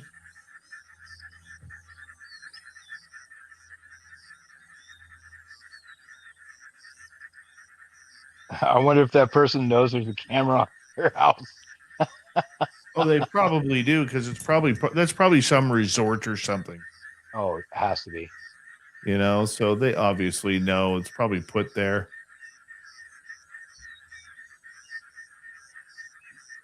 Giraffes are weird animals, and they're not really actually afraid of humans. At least the ones that I've come in contact with. There's a few down in, let's see, I took the kids to the Oakland Zoo, and there's a couple down there. And we got to feed them, and they just walk right up to you like, hey, guys. And if you have an empty cup, they'll just take the cup, or they'll just try to take your hair. And their tongues are massive. They're long, and they'll bend their necks over and reach down and just, it's kind of crazy. And their tongues are like bluish, black, kind of like they're weird. And then I seen them at the San Diego Zoo when I went and took my kids to Legoland in Carlsbad, California. We decided to take them to the zoo because they'd never been down there. Well, half my family's from San Diego and Los Angeles. So I went down there and took them to the zoo. And of course they couldn't see it. And I was like, hey, there's the zoo. And they're like, no, it's not. And I'm like, yeah, it's in that canyon right there. And they're, oh, okay. Scared the hell out of my wife driving over the Grapevine because I was driving my truck, which is my 7.3. And I said, hey, just hold on. Here's some drinks. Drink that. You'll be fine. Giraffes can be dangerous. Yeah, probably. If you piss them off enough. They got long enough legs. Oh, there he goes. He's walking. Anybody in the chat got some pet peeves that they want to mention? Let's see what you got. You know what? One that I have is? What's that? I have a firm rule that anything over 5 text messages, you're getting a phone call from me. And in fact, Grant, you've experienced this. Many times. Right? I hate it when you're text messaging someone and then you just like, screw this. I'm just going to call that person and they don't pick up. Oh, I've done that to you. Yeah. Yep, I've done that to you. Don't like it a bit. Oh, look. He's about to take a There's fat the dookie. money shot right there, people.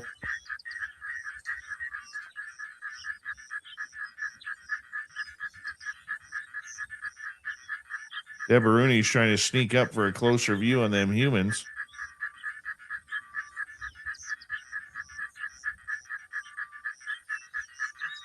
Hillbilly Herb, call when texting is an automatic don't pick up from me. Well, I usually when I'm texting like that, it's because I can't call. And that's why I start texting. And I hate texting.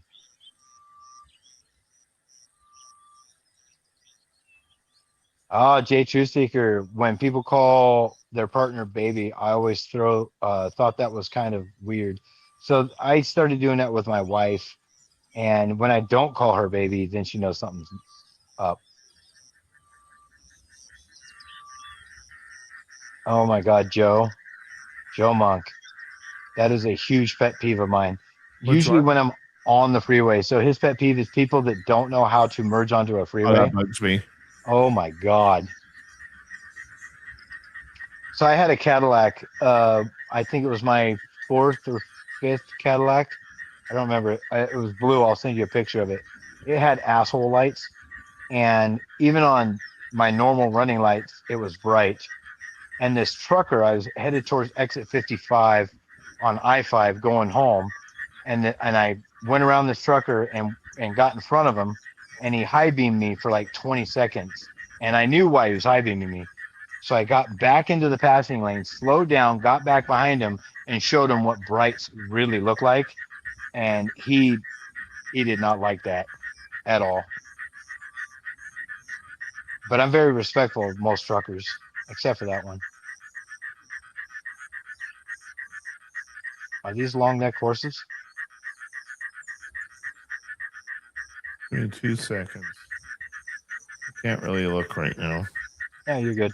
Another pet peeve of mine, and this isn't actually, it's my pet peeve because I'm a motorcycle rider. And it's only a pet peeve because I do understand mentally that most 4-wheel cage drivers, people that drive cars all the time, don't see motorcyclists. Their brains just don't have the capacity to see us all the time. So I ride every day in the daylight with my high beams on. And I wear bright colors. My bike is bright red. Like, I give you every chance to see me. And when you pull out in front of me and give me hardly any notice that you're doing so, now I don't have road rage when it comes to that because I am on a motorcycle. I'm at a disadvantage. But I will let you know that I'm there, usually by either honking or just, and I got a really loud bike, so I'll rev it up. And I can see you, by the way, when you look at me in the rearview mirror, and I always do the point to my eye sign, like, look, dude, watch what you're doing.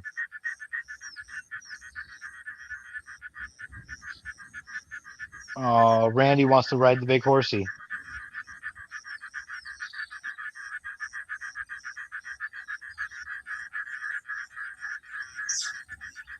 You know what sucks is when you're craving a peanut butter and jam sandwich,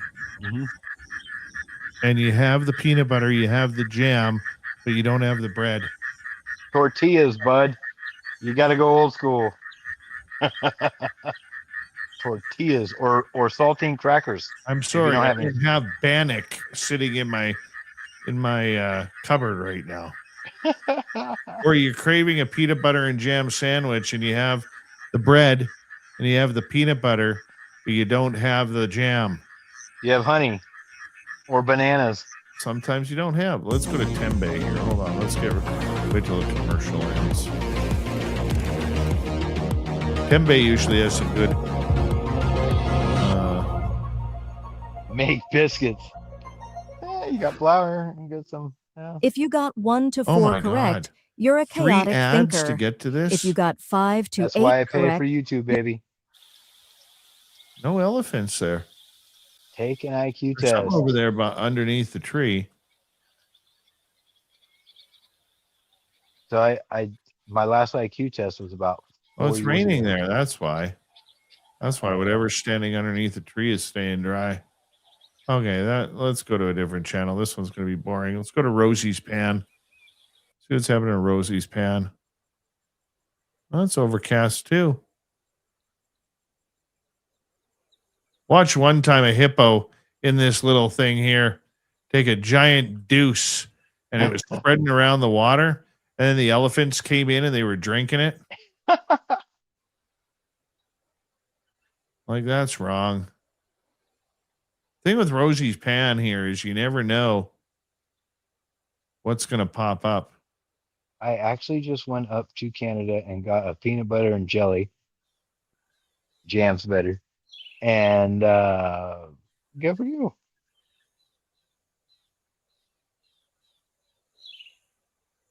You ever watch those videos where there's these two guys that have a YouTube show that bring food from the United States and take it over to Europe and feed it to these kids that are in school and get their reactions to it? Oh, it's hilarious. The only thing the United States is really good at cooking is barbecue. Like, we have the most ridiculous barbecue. You guys get some good barbecue. Yeah, that's about what we're good for.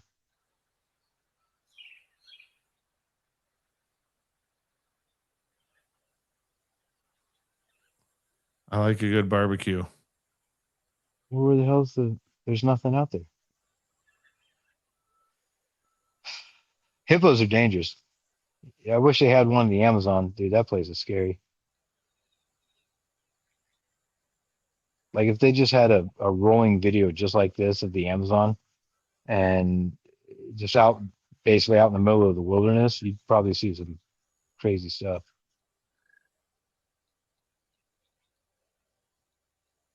Nothing's happening at Rosie's Pan. We're gonna find something here. Have a good night, Monica. Good night, Monica Davies. Or she Davies? Or Divas. Devious. Monica Devious. That's a gorgeous picture right there, man. Good Lord. That's postcard. Total postcard. Let's go to Tao. Well, of course, we got to make sure your credit is good with Equifax. But do you see who's watching? Don't let your kids scream.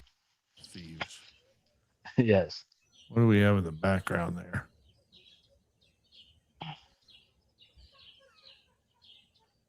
Oh. It's like some sort of antelope type creature. And they're moving. That one's jealous of the other one's plant. I got to come over and see what you're eating. What are you eating over there? That's boring. Come on, give us something good. That's Tao. We're just at Tao right now. Oh, I hate it when it does this. Oh.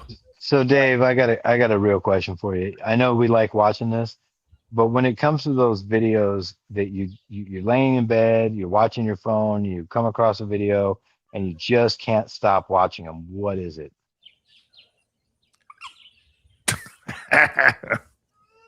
Hold on. If I'm watching videos, I like to be grossed out. That same here. Yeah. Yes. Yeah. You like a good zit popping, don't you? Yes. Oh my gosh, dude. I could watch those for hours. Who doesn't? I thought you were going to say that too. That's why I asked. You know what one absolutely intrigues me? Is the doctor, the podiatrist who trimmed like the toe fungus nails or or like they got the corns on the feet where it looks like their feet literally look like I don't know. Like horns. Oh. Their toe fungus with these overgrown toenails that are like an inch thick, and then they got to take a literal Dremel just to like a saw and cut them off. Lisa Smith is into Rufus the Bull. I got that one in my reel. Oh, you want to know the best ones that I've been watching lately? It's Yeah. a couple of Korean dudes called Gwanbu, where they literally play these games to torture each other by like taking long elastic bands, and if you lose, you get snapped by the elastic band, but if you make a noise, the guy gets to snap you again. Oh yes. Now, do they do the ones where they got like the duck calls in their mouth if they make Yeah, a they're noise? wearing the masks. Yes, I've Yeah, seen that. those ones are good. Joe likes dash cams. Dash cams are fun, especially when it's accident ones where Mhm. you're like, what the heck? Let's see. Now you got to understand a lot of YouTube has gotten sensitive to what they used to have because you could watch almost anything on YouTube, but now everything's all monitored and for they're all sensitive. So like when I went in the army, it was called the sensitive army at the time. And so you have guys that just talk like this and they want to be part of the club. And then but they wouldn't let you watch anything like that. And YouTube used to not be like that. And you could watch the most insane clips, especially from overseas. These people driving Mercedes and BMWs and going 100 miles an hour in high speed or low speed traffic. And then all of a sudden, one car hits the back of a bus and the other car keeps going. They're like, whoa, but they keep going. And you're like, wait a minute, dude, your friends or whoever YouTube those people were. YouTube used to be very, very open Oh, before yeah. Google bought them. Like everything was on YouTube. When I worked at the radio stations, YouTube was just coming out, Mhm. and you could go on YouTube and watch a lot of these human atrocities that were happening in the Middle East. Oh, the ISIS stuff? Yes. Yeah. We're Like not going to get banned for me saying that, are we? like we're talking hog tying people and throwing them off roofs because of their sexuality. Yep. Something that certain crowds don't get today. Yep. We're talking this one video. It scarred me. This lady didn't have or was wearing a red face cover for her burqa, and the religious police didn't like that, so they started literally trying to pull her burqa off, and she's fighting it. And the head of the police, the three policemen there, just walked up right behind her and put a bullet in the back of her head. Yep. I saw that one. Yeah, that one disturbed me big time. Oh, dude, there's back when ISIS was this 12 years ago. The whole ISIS thing, I those were coming across my feed where they were, you know what I'm talking about. I don't need to describe it. Yeah. This is where the two girls thing and the one guy, one jar thing, all that was coming out and that was being posted. But now you can't find any of it. If you're using Google or YouTube, you're not going to find that stuff. No. You got to go to different places. I watch a lot of slot machine videos too. Dude, I love those. Are you kidding me? Like Vegas Matt and Bretsky. Yes. Oh, I love them. That real Bretsky looks like he'd be a blast to party with. 100%. And Vegas Matt. And high rollers, like they just get it done. There's that couple Vegas too. Matt the other day had a video where he hit like $214,000. But look how much he spends. I know. Now we're just going to walk up to the baccarat table. I've lost 40 grand today. Yep. So it's either going to be get even or get broke. And the video he posts, he's usually not just getting broke. He's doing something. Yeah, here's a blackjack table. I got $16,000 in chips in my hand, and we're just going to play all $1,000 a hand. We're going to do 6 hands at a time. Yes. It's like, how do you not get kicked out of that place, dude? Like, what the heck? I did notice though that all of those YouTube people seem to hang out at El Cortez quite a bit in Vegas. Well, probably because they are spending the money to be able to do that, and they've had conversations with the floor bosses and said, hey, this is what we're doing, and they probably actually do pay the casinos well enough to where the casinos are okay with it. Because normally, I'm sure they're not paying for hotel rooms. Not at all. With They're the not amount paying. of money they're spending. No, and they're not just getting, the 1 bedroom, 1 bathroom hotel room. They're probably getting the suites and a lot of comps on that. They're on the roof with the pool. Right? 100%. We got to become friends with those guys, Dave. So when we go down to Vegas, we can just hang out with them, be like, hey, just knock on the door or get the code to the elevator that goes up to the suite and be like, hey, we're just, SOR. Oh, you guys. Yeah, come on in. Sweet. Yeah. I'm going to leave my $500. I'm going to be doing $35 spins on the old Huff and Puff. Yep.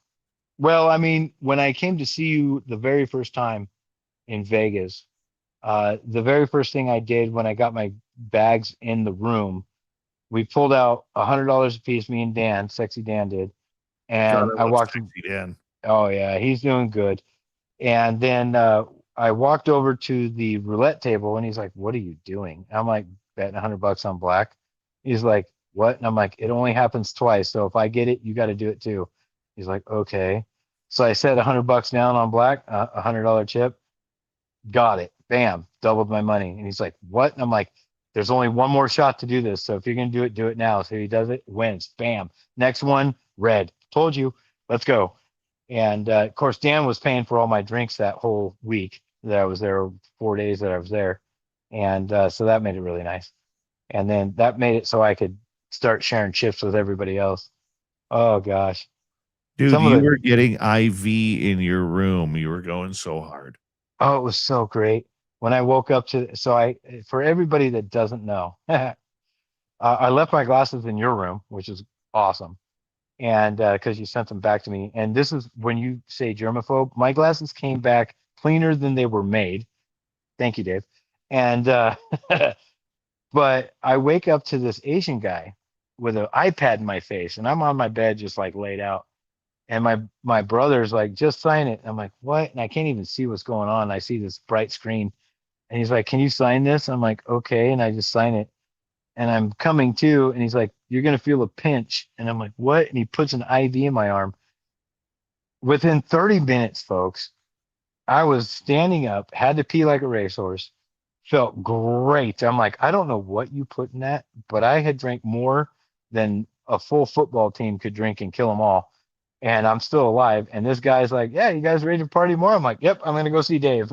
It was fun. Oh, it was a blast. For anybody that goes to Vegas, you can order an IV to your room. They will come to your room. It's all private, even though I'm talking about it now. And you don't get sober. I will tell you that.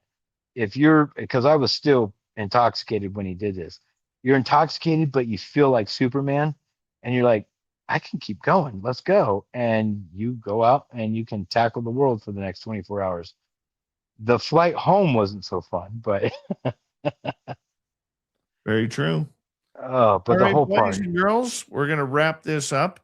Grantavius, we will talk to you on Monday. Heck yeah. All right.